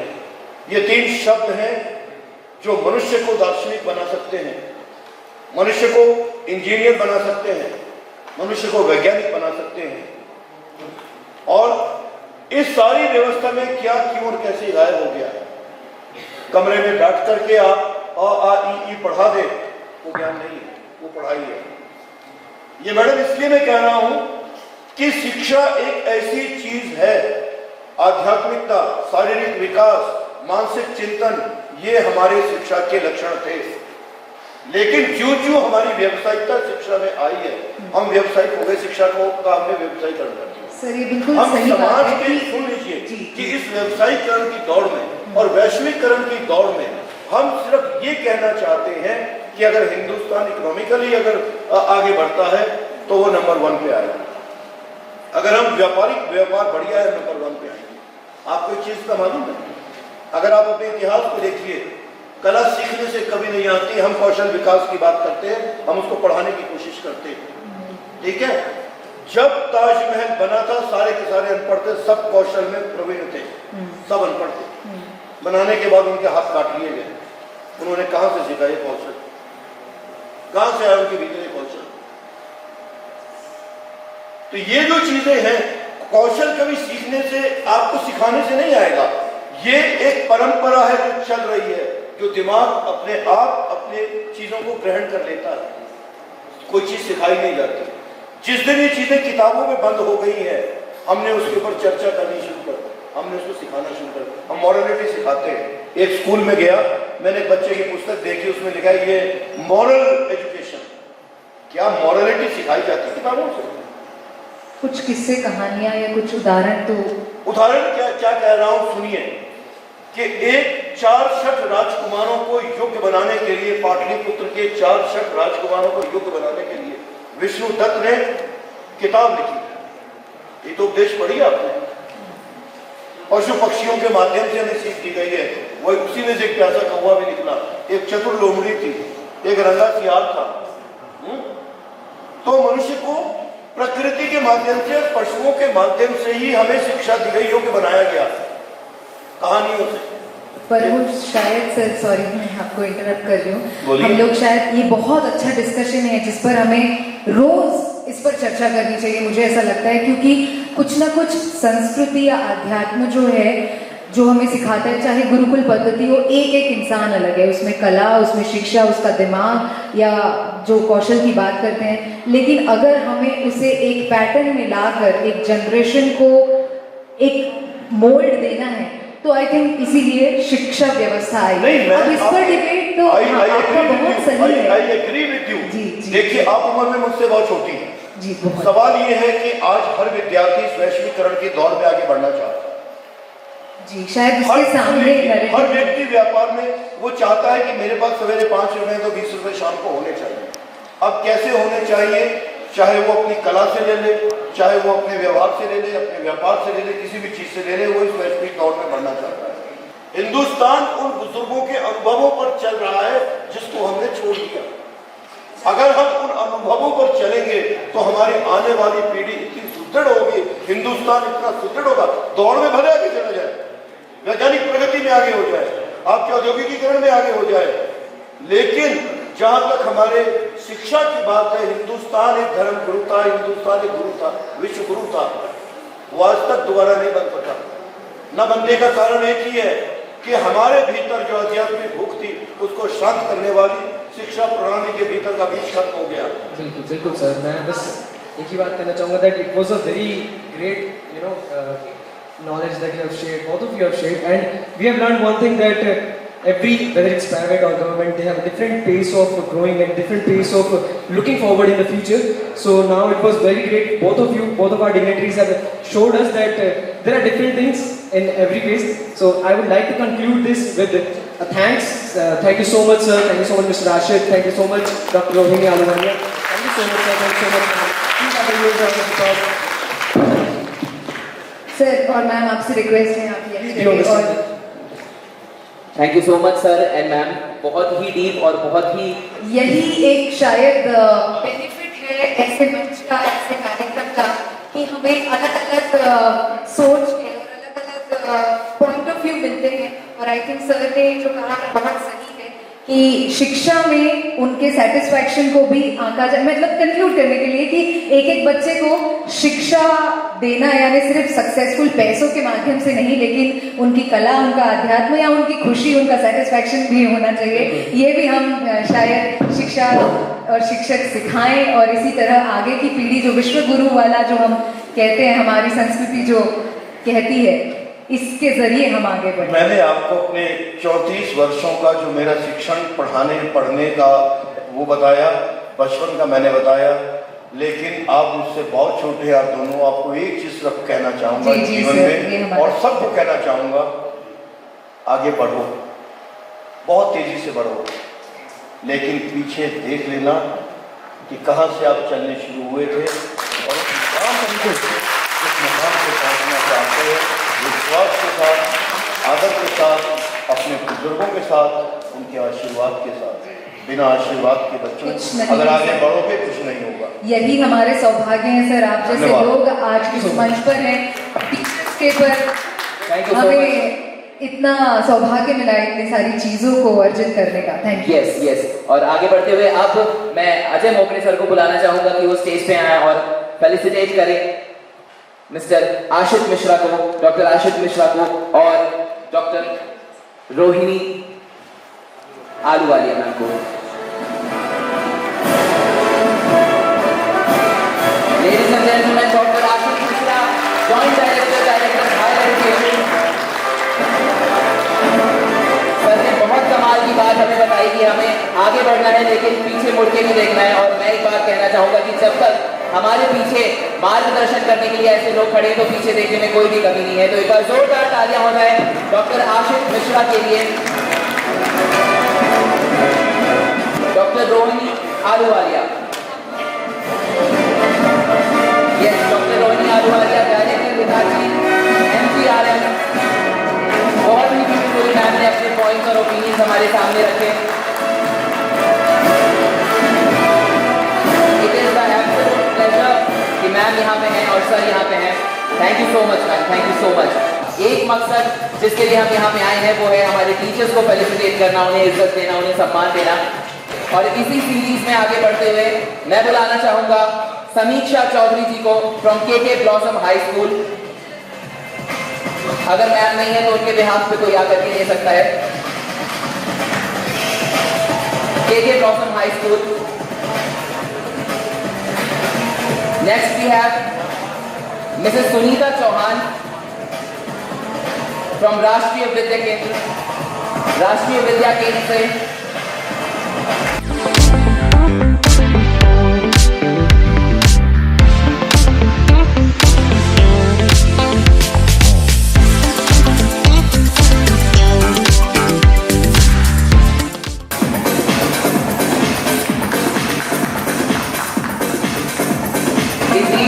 The best thing that we could have। आज के स्टूडेंट्स ने 4 चांद लगाने के लिए बहुत बहुत शुक्रिया मैम आपका। जैसे दिग्गज लोगों से बातें करने मिल रही हैं और वो भी शिक्षा इस विषय पर। सर ने बिल्कुल सही कहा, बहुत छोटे हैं लेकिन हमारी संस्कृति ये सिखाती है कि सवाल जवाब होते रहने चाहिए, क्योंकि सवाल जवाब करने से ही, शायद गीता भी थी वो सवाल का जवाब थी, और ये सवालों के जवाब मिलेंगे तभी शायद कई सारी गुत्थियां सुलझेंगी और हमारे कह सकते हैं कि आने वाला समय आसान होगा। तो मेयर मैम, आपका कार्यकाल हुआ, हमारा शहर जाना जाता है शिक्षा के लिए। शिमला में कई सारी उच्च स्तरीय गवर्नमेंट स्कूल्स हैं और स्कूल्स और कॉलेजेस के लिए हिमाचल जाना जाता है, जबकि इनकी अपनी जोग्राफिकल कई सारी अपने चैलेंजेस भी हैं। तो शहर के स्कूलों के बारे में आप क्या सोचती हैं और आपके स्कूल के बारे में थोड़ा हमें बताएं, शिक्षा के बारे में बताएं। आप देखिए, सबसे पहले तो मैं जो यहाँ पे शिक्षा के बारे में बोला है, जो बाहर से जो लोग आए हैं, मैं उनका शिमला में बहुत बहुत स्वागत और अभिनंदन करती हूँ। और इन्होंने जो शिक्षा के बारे में बताया बहुत अच्छा बताया, जैसे हमारे यहाँ पहले भी बैठे थे जो बहुत अच्छा लगा। लेकिन मैं शिक्षा के साथ साथ आपने देखा होगा जो शिमला है, हिमाचल, शिमला सबसे ज़्यादा मैं शिमला के बारे में बताऊँगी। और जैसे भी ईज़ ऑफ लिविंग में और शिक्षा में जो है हमारा शिमला शहर शिक्षा में और हेल्थ में और जो है 52 शहर में जो है फर्स्ट आया है शिमला। क्या बात है। एजुकेशन में और हेल्थ में। इसके लिए मैं एजुकेशन के जितने भी हमारे यहाँ प्रिंसिपल है और टीचर्स है, मैं उनको इसके लिए बहुत बहुत बधाई देती हूँ कि हमारा शिमला जो एजुकेशन के आधार पे जो हमारा फर्स्ट आया है, तो ये जो श्रेय जाता है यहाँ के जो हमारे जो बच्चों को एजुकेट करते हैं, इसका श्रेय उनको जाता है। बिल्कुल, तो हमारे शिक्षकगण, हमारे स्कूल अथॉरिटीज़, यहाँ पर यूनिवर्सिटीज़ के लोग बैठे हुए हैं, बिल्कुल उन्हें जाता है। लेकिन प्राइमरी लेवल पे जो सुविधाएं होती है एक शहर के एडमिनिस्ट्रेशन की तरफ से प्रोवाइड होती है, आप बताएं नॉट एज अ मेयर लेकिन शिमला के निवासी के हिसाब से भी और क्या चीज़ें हैं जिन पर और सुधार भी हो सकते हैं, या आपने कोशिश की अपने कार्यकाल में भी जिनमें बदलाव आए शिक्षा को लेकर? शिक्षा के बारे में मैं कहता हूँ कि जो हमारे यहाँ पे बहुत सारे कॉलेज भी है और जो अच्छे अच्छे स्कूल भी है उनमें बहुत अच्छी शिक्षा मिल रही है। अगर मैं बात करूँ कोटमोर स्कूल जो हमारे यहाँ गर्ल्स का स्कूल है वो बहुत ही अच्छा स्कूल है गर्ल्स के लिए और मतलब हर तरह की फैसिलिटीज है। लड़कियों के लिए हॉस्टल किया बड़ा अच्छा है। जो है हमारे प्रिंसिपल वहाँ से आए हैं जिनका बहुत अच्छा सहयोग रहता है वहाँ पे स्कूल के लिए। अभी भी उन्होंने वहाँ पे बहुत अच्छे फंक्शन करे, हर समय फंक्शन करते हैं। और उसके बाद मैं आप जहाँ से मैं संबंध रखती हूँ संजोली से, संजोली हमारा एक एक्सीलेंट कॉलेज है, वहाँ भी बहुत अच्छी पढ़ाई होती है और बहुत बड़े जहाँ मैं समझती हूँ कि हमारे मतलब शिमला से जितने भी अधिकारी और जैसे खासकर जजेस वो वहाँ से पढ़ के जो है निकले हैं, तो ये बहुत ही अच्छा शिमला शहर के लिए है। इसी तरह के हमारे कई और स्कूल है और आर्केमी स्कूल कॉलेज है हमारा, वहाँ भी बहुत अच्छा लड़कों का अच्छी एजुकेशन मिल रही है। और जितने भी यहाँ पे एजुकेशन से रिलेटेड कोई जो भी है हमारे मतलब मिनिस्टर्स है, इससे पहले हमारे जो एजुकेशन मिनिस्टर यहाँ से रहे श्री सुरेश भारद्वाज जी और आज जो अर्बन गवर्नमेंट मंत्री भी है, तो उन्होंने शिक्षा में मतलब बहुत रुचि ली और शिक्षा को ऊंचा करने के लिए बहुत प्रयास किए। और आज आप देख रहे होंगे कि शिक्षा के बाद उनको अर्बन डेवलपमेंट मंत्री बनाया गया और आज शिमला शहर में आपने देखा होगा कि सबसे ज़्यादा डेवलपमेंट हुई है और जो कि 70 साल में नहीं हुई है। तो इसके लिए भी मैं उनको भी बहुत बहुत बधाई देती हूँ। और हमारे जो मुख्यमंत्री जी हैं उनका तो आपको पता ही है कि कोरोना टाइम में भी उन्होंने इतने मतलब हिमाचल को नंबर 1 पे लाया, तो कितनी अच्छी अचीवमेंट है। जो इलेक्शन हुई है तो हिमाचल जो है फर्स्ट आया है, तो मैं उनका भी शिमला शहर जनता की तरफ से उनका बहुत बहुत धन्यवाद आभार प्रकट करती हूँ। बिल्कुल, thank you so much ma'am. हम सबकी तरफ से भी आपको बहुत बहुत धन्यवाद और इसी तरह की चर्चाएं हम उम्मीद करते हैं आगे भी रहेंगी, आप जैसे लोग हमसे जुड़े रहे। Thank you so much Satya ji, आप यहाँ पर आए, जोरदार तालियां सत्या जी के लिए भी। और हमारा शहर हमें बहुत ज़्यादा गर्व है, शिमला अपने शिक्षा के लिए जाना जाता है और ऐसे ही हम ऐसे एग्जाम्पल्स और लैंडमार्क क्रिएट करते रहेंगे आप जैसे लोगों के आशीर्वाद से। Thank you so much Satya ji, thank you so much. और तो यहीं पर हमारा ये भी पैनल डिस्कशन समाप्त होता है। मैम यहाँ आए, आप सब यहाँ आए, इसके लिए बहुत धन्यवाद। और यस जी मैम कुछ कहना चाहते हैं हम सभी के लिए? यस सर मैं थोड़ा सा कुछ कहना चाहती हूँ कि एजुकेशन के आधार से तो हम सबसे आगे हैं सारा, लेकिन एजुकेशन के साथ साथ जो हमें एक बहुत दिक्कत आ रही है वो जो हमारी न्यू जनरेशन है वो नशे की तरफ बहुत जा रही है। हम उन बच्चों को कैसे कंट्रोल कर सकते हैं, तो इसके बारे में मैं आपसे कुछ एडवाइस चाह रही थी कि हम कैसे कर सकते हैं। हमने बहुत सारी ट्राई करी, स्कूलों में भी करी, सब जगह करी कि हम बच्चों को कैसे कर सकते हैं। जो नए बच्चे हैं, ये हमारे जो है न्यू जनरेशन है, ये हमारे देश का जो भविष्य है, इनको हम किस तरह से मतलब इनको बचा सकते हैं। और हमने बहुत ट्राई करी, पुलिस के थ्रू भी हमने ट्राई करी, इनके लिए नशा मुक्त केंद्र भी बनाया, सब कुछ किया, लेकिन हमें बड़ा दुख होता है कि आज का जो बच्चा है, हर बच्चा जो है नशे की उसमें है। तो इनको हम कैसे बात कर सकते हैं, तो इसके बारे में अगर आप कुछ हमें बताएंगे कि हम किस तरह से लोगों को एजुकेट कर सकते हैं, बच्चों को कैसे हम एजुकेट कर सकते हैं और किस तरह से हम नशे से इन बच्चों को बचा सकते हैं। धन्यवाद। ये बहुत सही मुद्दा है। शायद हर चर्चा एक बीज को जन्म देती है और स्वास्थ्य के बगैर शिक्षा नहीं है। मैम ने जो कहा इस पर भी शायद हम कोशिश करेंगे एज रेडियो ऑरेंज टीम कि इस विषय पर भी हम रेडियो पर चर्चा करें कि नशे के लिए हम क्या सॉल्यूशंस, और इस पर भी बहुत अच्छे डिस्कशन हो सकते हैं। Thank you so much ma'am. Yes we have on stage हमारे शहर की मेयर श्रीमती सत्या कुंडल, जिनके साथ हैं हमारे रेडियो ऑरेंज के national business head mister Ajay Mokre, Amity University से निधि सिंह और हमारे प्रेजेंटिंग स्पॉन्सर HDFC बैंक से mister Rajiv Bansal, mister Prashant Mandiyar and mister Himanshu Bansal. एक बार जोरदार तालियां हो जाए।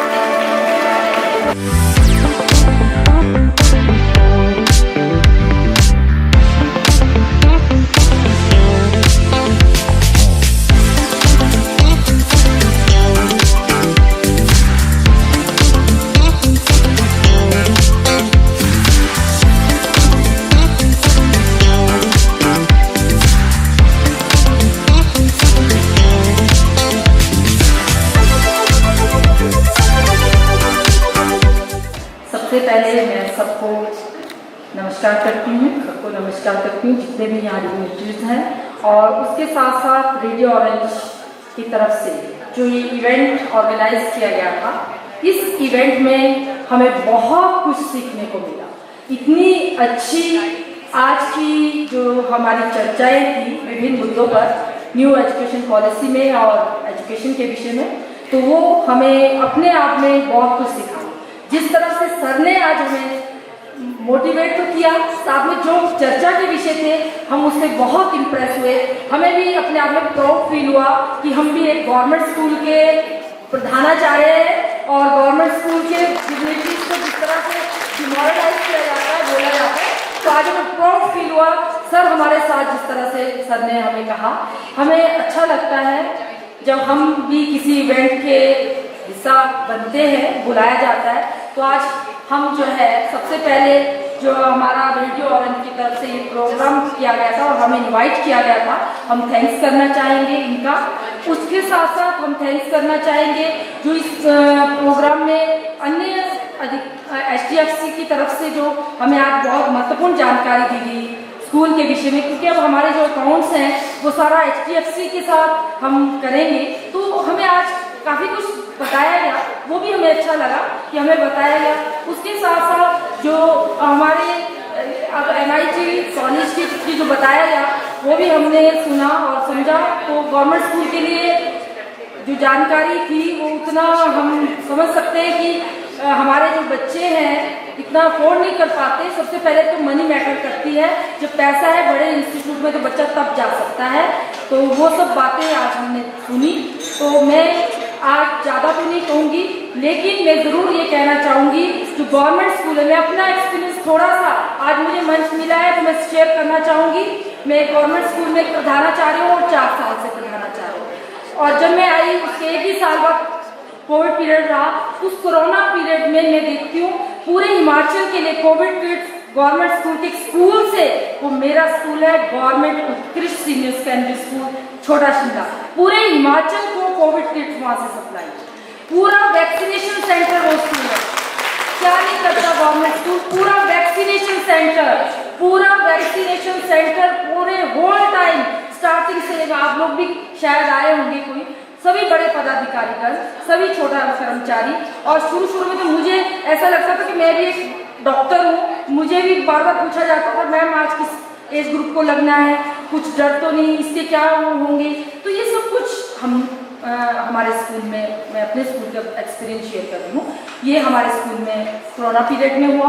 उसके बाद अगर आप देखें हर इवेंट में स्टेट नेशनल बच्चा जो है हमारे अपने स्कूल के बड़े बड़े अधिकारी, मुझे गर्व से ये कहने का मौका मिलता है कि यहाँ से जो हमारे जो है जिसको हम लोकप्रिय नेता भी कह सकते हैं सुरेश भारद्वाज जी, वो भी प्राइमरी की जो 2 स्टार्टिंग क्लासेस हैं वो मेरे स्कूल से पढ़ी है, गवर्नमेंट उत्कृष्ट सीनियर सेकेंडरी स्कूल छोटा शिमला। तो शिमला शहर के लिए सबसे हम कह सकते हैं लोकप्रिय नेता भी हैं, और पहले वो शिक्षा मंत्री पद पर उन्होंने बहुत सारी जो है हमारी शिक्षा के क्षेत्र में आगे बढ़ाने के लिए काम किया, और उसके साथ साथ जो हमारे अर्बन डेवलपमेंट जिस तरह से शहर के विकास के लिए कार्य कर रहे हैं, तो वो भी हमारे स्कूल की स्टार्टिंग एजुकेशन उनकी।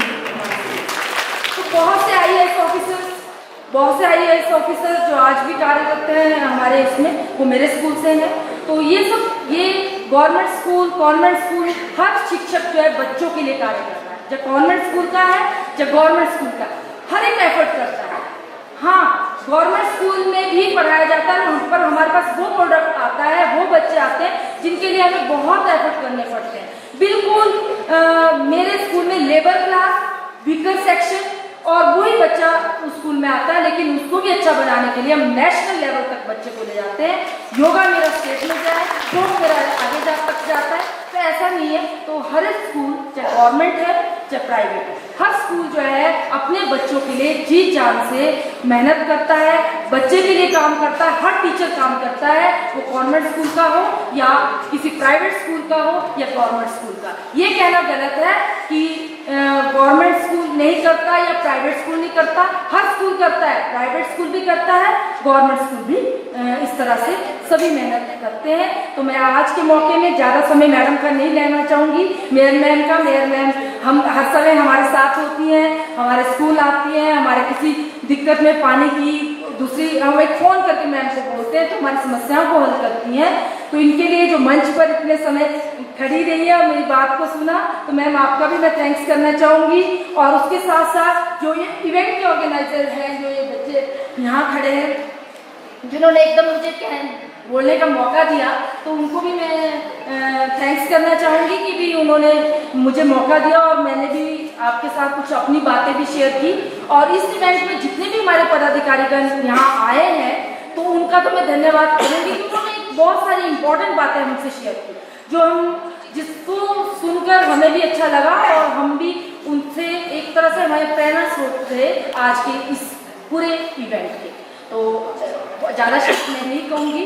हमारे स्कूल में, अपने स्कूल में कि इसके साथ साथ ये भी बताना चाहूँगी, सभी स्कूल के जो बड़े बड़े पदाधिकारी यहाँ आए हैं, आज हमारे स्कूल में स्मार्ट रूम्स हैं, स्मार्ट रूम से शिक्षा होती है, बड़ी बड़ी लैब्स हैं और ICT लैब्स हैं और बच्चे जो है स्मार्ट रूम के माध्यम से पढ़ रहे हैं। गवर्नमेंट स्कूल में स्मार्ट रूम के माध्यम से सारी एजुकेशन स्मार्ट क्लासेस से होती है। तो ये भी एक प्राउड की बात है कि नहीं तो गवर्नमेंट स्कूल में स्मार्ट रूम तो क्या टाट पट्टी होती थी, टाट पट्टी में बैठते थे, आज बेंचेस पे बैठते हैं और स्मार्ट क्लासेस से पढ़ते हैं। और जैसे कि हमारे पोर्टमोर स्कूल है, सबसे बड़ा शहर का स्कूल है और यहाँ पर हमारे अच्छा हॉस्टल फैसिलिटी है। सबसे ज़्यादा गर्ल्स यहाँ पढ़ती हैं पोर्टमोर स्कूल में, सबसे ज़्यादा स्ट्रेंथ है। कोएड का सबसे बड़ा स्कूल मेरा स्कूल है। तो दोनों स्कूल जो है बहुत मिलकर बहुत अच्छे से कार्य कर रहे हैं। तो टॉप पे जिस तरह हम कह सकते हैं पोर्टमोर हर इवेंट में आगे हमारा रहता है, उसी तरह से छोटा शिमला भी हर इवेंट में आगे रहता है। तो मैं ज़्यादा समय न लेती हूँ, आप सभी का एक बार मंच पर आसीन हमारे मेयर मैम का, इसके साथ सर का और जो हमारे एंकर आज थे दोनों, इन सभी का मैं बहुत बहुत धन्यवाद करती हूँ। जय हिंद, जय भारत। मिस्टर प्रशांत मंडियाल, आपको भी सर मैं स्टेज पे बुलाना चाहूँगा। And mister Himanshu Bansal, stage पे आइए सर। और ये हमारी तरफ से एक टोकन ऑफ लव है for all the support that you have provided us with. इसी सपोर्ट के साथ आप हमारे साथ बने रहिए, जुड़े रहिए और हम और एंथुसियाज्म और एनर्जी के साथ काम करते रहेंगे। This event The Educators Conclave was presented by HDFC Bank Spectrum और हमारी इवेंट के जो नॉलेज पार्टनर हैं Amity यूनिवर्सिटी, वहां से मैं बुलाना चाहूंगा Amity यूनिवर्सिटी पंजाब से mister Vishwadeep Singh Chauhan. Mister Vishwadeep Chauhan, senior manager admission and marketing. I would like you to come up on stage. This is the honor and it has been our honor कि sir आप also, I would like to call upon stage Mrs. Nidhi Singh, Senior Manager Admissions and Counseling.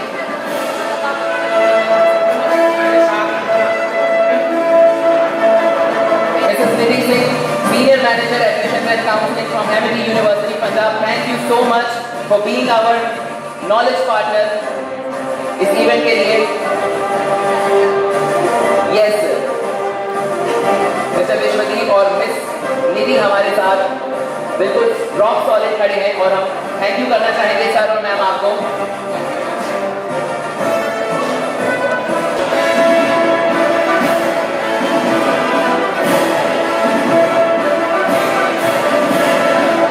Event को इतने बेहतरीन तरीके से होता हुआ देख करके हमें बहुत खुशी हो रही है।